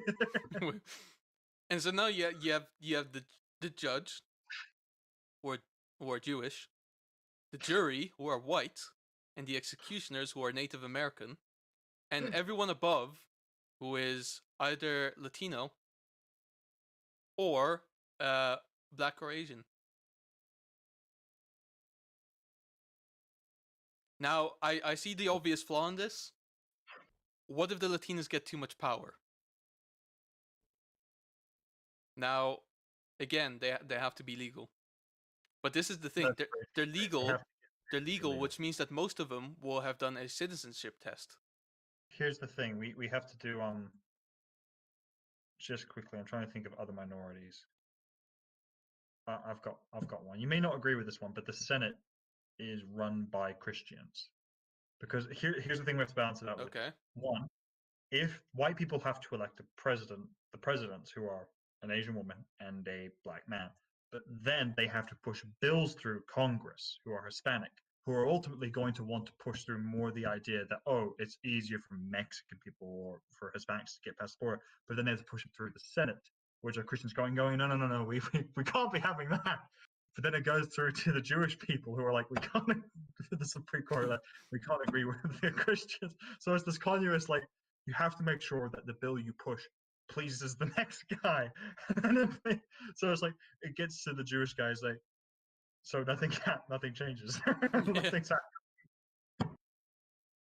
I'll do you one better. They won't be Christians. They will be Arabs. I was about to say, actually, now that I think about it, it's like we can't forget the Arabs. Yeah, no, you gotta include the Arabs in there somehow. Yeah, the Arabs are like, no, we don't want. Oh, because it's great because Hispanics are saying, oh, we want Hispanics to come in. Then Arabs are like, no, we want Arab people to come to the country. They're going to push on us like, we can't be having that. But then it's just like, should we just have everyone? And this way, Washington D.C. can truly become New Jerusalem. It's New Jerusalem. I will say a civil war is inevitable. It will be an absolute shit show.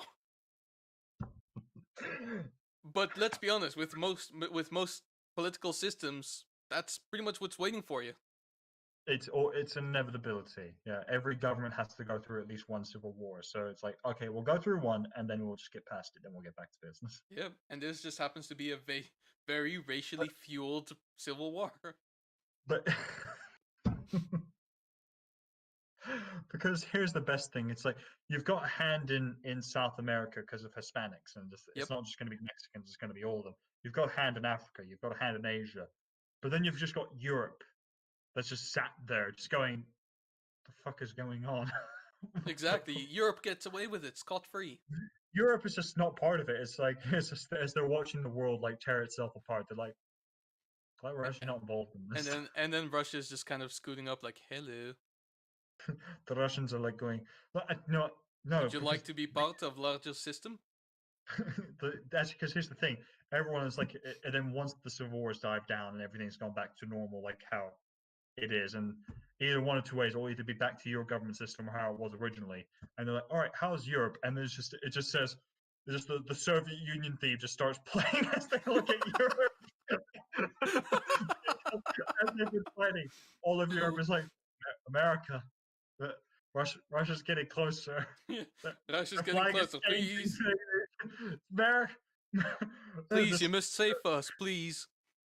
And then just the British Prime Minister like, okay, quickly. All right, we have America on the line. It's like, hello, President of the United States, Conrad, we have hacked into your phone systems. Cannot escape us now. Just the President is like, well, I guess we surrender. So and then let's say just go like, what is this country? Germany? Now it's Soviet Germany. What is this? Holland? Now is Soviet Holland. Not to be confused with Soviet Poland. We're basically recreating a Civ game, aren't we? What are you? Viking? You're now Soviet Viking. What is this? It is Finland. You are now Gulag land. Yeah. Which, by the way, can I just say, the idea of a Soviet Viking is probably one of the most terrifying things I've ever conjured up. You've taken the most manly thing and made it manlier somehow. Because it's like you have Putin who's riding a fucking bear, and the Russian and the Vikings who just fight fucking bears. It's like, niet. Now we fight bears only to ride them afterwards. Exactly. We have shown who is strongest.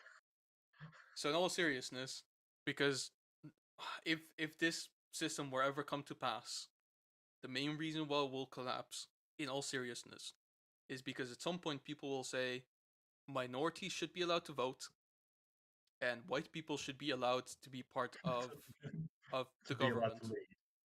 Yeah, genuinely. And once that happens, that's when people will start to go, oh, do you know what? This whole race thing is actually pretty bullshit. Yeah. Also, there's a lot of people in prison because Jews had decided.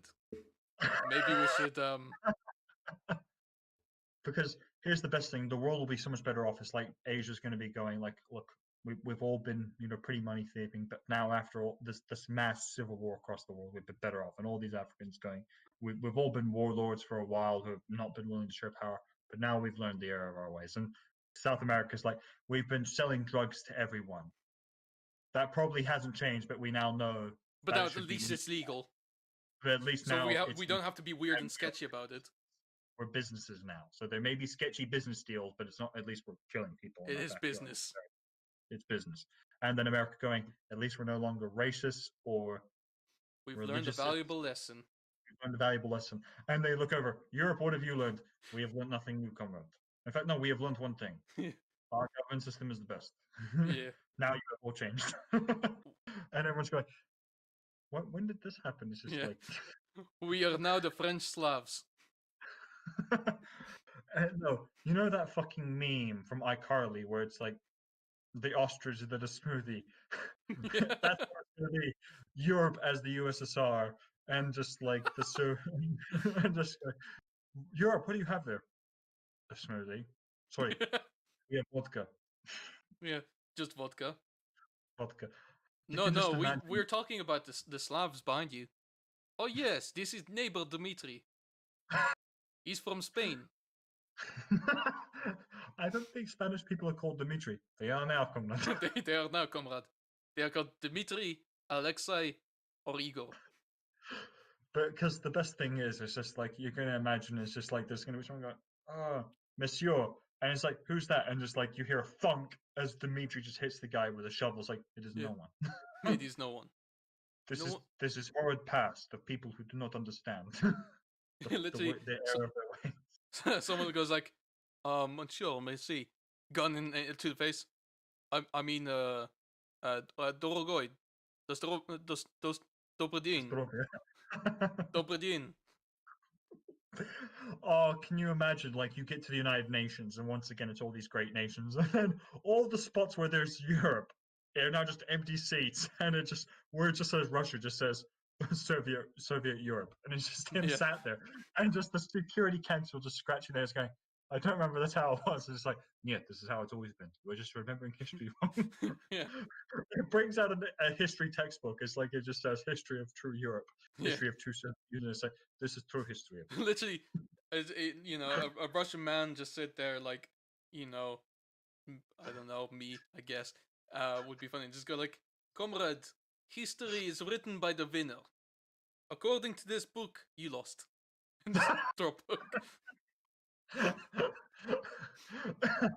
Oh god! Because here's the great thing: because the Soviet Union, like Russia, Europe has hands in Asia through Turkey and Russia, and like Kazakhstan, which are what they're considered Asian, right? From what I could recall, you can just imagine Kazakhstan. Kazakhstan, yeah, they're in Asia, they're on the Asian plate. They are very Russian-esque in a lot of ways, I find. Yeah. For some, I just get that. To be fair, they were ruled by them at one point. Well, they were part of the Union, I think. Yeah, at one point, just Asia's going to look over after this. It's like, what happened to Kazakhstan? And thus you just see USSR again. It's like, do not worry about it. Do not worry about Kazakhstan. And then everyone's going to look at Cuba, and once again, it just says USSR. It's like, once again, do not worry. And just all these other countries are going, we're next, aren't we? And just the original USSR going, stop. Yeah, literally just go like, just during the World Congress meeting, just go like, remember problem in Middle East? There is no problem in Middle East. There is no problem. So the Jews and Muslims worked it out? Cool. I think we've solved it. Just the whole world will end up becoming the Soviet Union. This is what I'm saying, is this dictatorship situation just has merit. You know? Is the Soviet Union Hydra? Have they just disappeared only to come back later on? Well, we've already established that, like, Hydra is part of the Soviet Union. All the Nazi Hydra scientists that kind of worked there and worked their way into. I'd like to imagine in a weird alternate version that it's gone one of two ways in the Marvel universe, where either the Soviet Union has just discovered that Hydra's infiltrated and they've gone, actually, you know what? We agree with a lot of their policies. We are now Hydra as well. Or alternatively, just Hydra's been discovered by the USSR, and the USSR are just looking down at them and going, "Hell, Hydra is like, yet you are Soviet now." But no. You are Soviet now. You are Soviet now. They just bullied Hydra into becoming the Soviet Union. We do not do you hail. We do not hail. We just say "da, comrade." Now we say, have to ask you, Hydra, Soviet brothers, do you have agents in Russia, in America, in capitalist society? And they go, yes. Good. No, say it properly. I mean, da comrade. Da, comrade. Good. He looks over to fucking Stalin. Stalin, we have agents throughout all of America. He's going, good. The plan has worked. This is going very well. This has gone exactly to plan. Literally, the Soviet Union from day one has orchestrated this whole thing. Yeah. In comes Soviet John Malkovich and goes like, soon we will turn entire USA into one big gulag. We will call it Gulag Paradise to trick Americans into thinking it is paradise. And other countries will pay nothing because we are communist, comrade. You know, just basically the scene from Johnny English. I can honestly just imagine at some point, like, as the whole UN goes, how did the Soviet Union do this? It's like, how did you do this? It's because, comrade, our leader has always been the same leader. What? But you've had none on yet. And the doors open, and it's just fucking, like, you know, the jars of heads from Peter. Futurama? Yeah, it's just Tsar's Peter, like a head in a jar from Futurama, just on like a fucking trolley's wheeled in, is going, because I have been in charge this entire time. Yeah. And he just laughs, and everyone's like, wow, we took the shit out of the Russian Empire, the Tsars, for so long, and they've just outsmarted everyone. We are technologically advanced because I am the greatest Tsar that has ever been. You've been the most technologically advanced? Really? I don't see you with former leaders who are heads in jar. Excuse me, how old are you? Oh, 50 years old? Oh, that's cute.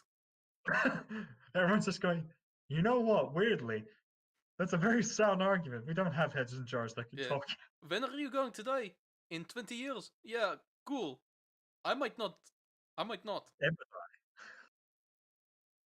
be here until end of universe, really. Just at the end of all things, it's fucking Doctor Who, because why not? And Tsar's Peter, just a head in a jar, just talking it out. Like, and he's like, and this is how I tricked the entire universe into becoming Soviet. Just Doctor Who just going, I didn't see this coming. Comrade, I wouldn't have had it any other way. In fact, it's funny that you never came to stop these. Wait, what are you doing? Don't go to that time machine. No, stop. Take me with me. Take me with you, please. No! I might cease to exist. And then somehow it's just like all of a sudden the end of the universe is just restarted, and now it's just like Soviet dinosaurs running around. Doctor Who's just coming back. He's like, I don't know how, but I made it worse. And just going, good. You cannot prevent future. I, as they say, am inevitable. Now ready the nukes. Well, here's a real question then. In both of these like fictitious hypothetical scenarios where it's like overly but slightly PC but acceptable PC America, where race really determines where you can end up in life, versus super Soviet Europe, which one would you rather live in? I don't know, because I feel like with both there's going to be conflict regardless. There is, no, absolutely.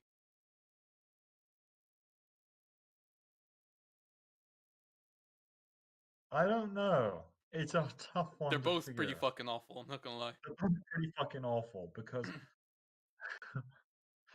I will say this. I think, you know, the rest of the world, not the Soviet Union one, simply because by the end, at least it feels like there's a lesson learned, whereas the Soviet Union is just like, no, they just win.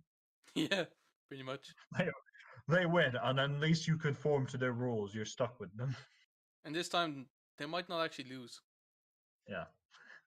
That's a fair. Actually, no. Here's the thing. I'll recant that. I'll say Soviet Union one. Simply why? Because it's like, oh, the Americans, like this whole like, oh, peace on earth version. It's like, yeah, but it's only a matter of time till everyone becomes Soviet. and you might as well just join the winning side. It's inevitable. It's inevitable. It's like, why would you join them? Because let's be honest, we all know they're going to win. Just accept it.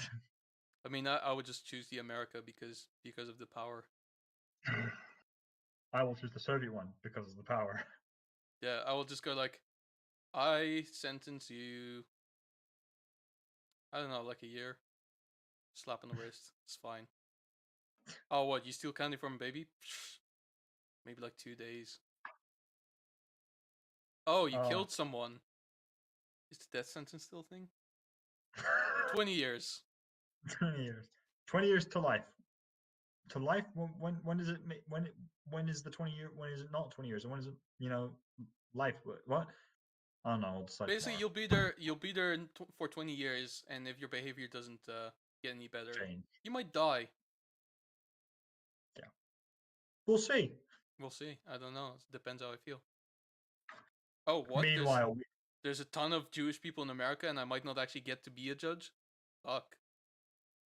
and then meanwhile, we cut away to Europe, and it's just like Paris. It's like we've lost Berlin, we've lost Rome, we're losing, Monsieur, we are losing everything, and then you're, mon Dieu, they're here, and then you hear, Yeah. Добрый день, comrade. You're now mine. What do you mean? You're now mine. You're my personal slave. I like to imagine that one day, though, just one Soviet like fighter goes a little too far, and it lands in America, and everyone's like, "Oh, where did you come from?" And it's like, "Whoa, I've gone too far. We're getting into big trouble for this." Oh, dude, I just had a funny fucking idea. Imagine like the Soviet Herald of Doom, like almost like the Silver Surfer, where like he goes to like the countries that are about to get invaded, and just goes like, "Greetings, comrades! I have good news for you. You are about to be absorbed into the Soviet state of Europe." And then the guy like, "Oh, fuck off, dude!" And he's like, "No, no, it's true." And then like a couple of days later, he's like, "I told you so. I told you it was coming. I None of told you you so. believe me. I told you cannot run. You just become part of it." Weird thing, and this is just something we should float by to Tammy. Next game of Civ, where we can have 12 Civs, Hmm. we should do one thing. We should play on the European map, and we Yes. three should all play Russia. And everyone else is like European countries, and then we run out the conquest of Europe. Yes. But then here's the second side. We then expand that to then we do the world map, and we all play as Russia again. But then everyone's just like, "What happened to Europe?" It's like it is just, and we all just call ourselves Soviet Europe. That's Yeah. just how we do it. Of course. Yeah. Yeah. And And then every it's just city is like called the exact same. it's just it's the exact same. It's like it's Paris, but Soviet Paris. Yeah. Yeah. Yeah. So it's Welcome like to it's Soviet the Aachen. original name, but then Soviet. And like all the computers are European as well.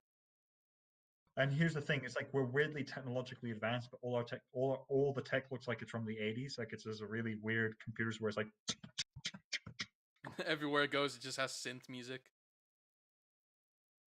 It's just uh, we're about to invade the country. Quick, we need some invading music.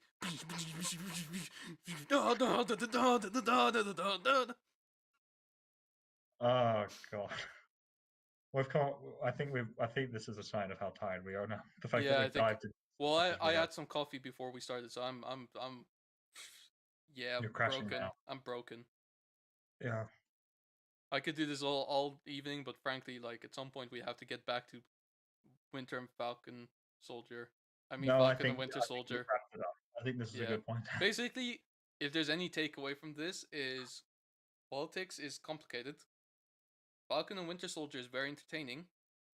Uh, don't go on Facebook and tell your opinions to a company that is most like. I'll be honest. Come to think of it now, to a company that most likely like reads these comments and kind of laughs and just goes like, "Heh, people are dumb. Yeah. Yeah. Yeah. Watch what happens next." Yeah. And the other takeaway is guys, no matter how much you like to think that the world will become a better place, it will once we all become Soviet. It is not if. It is a matter of just when. До свидания. До свидания, comrades. До свидания. And на здоровье.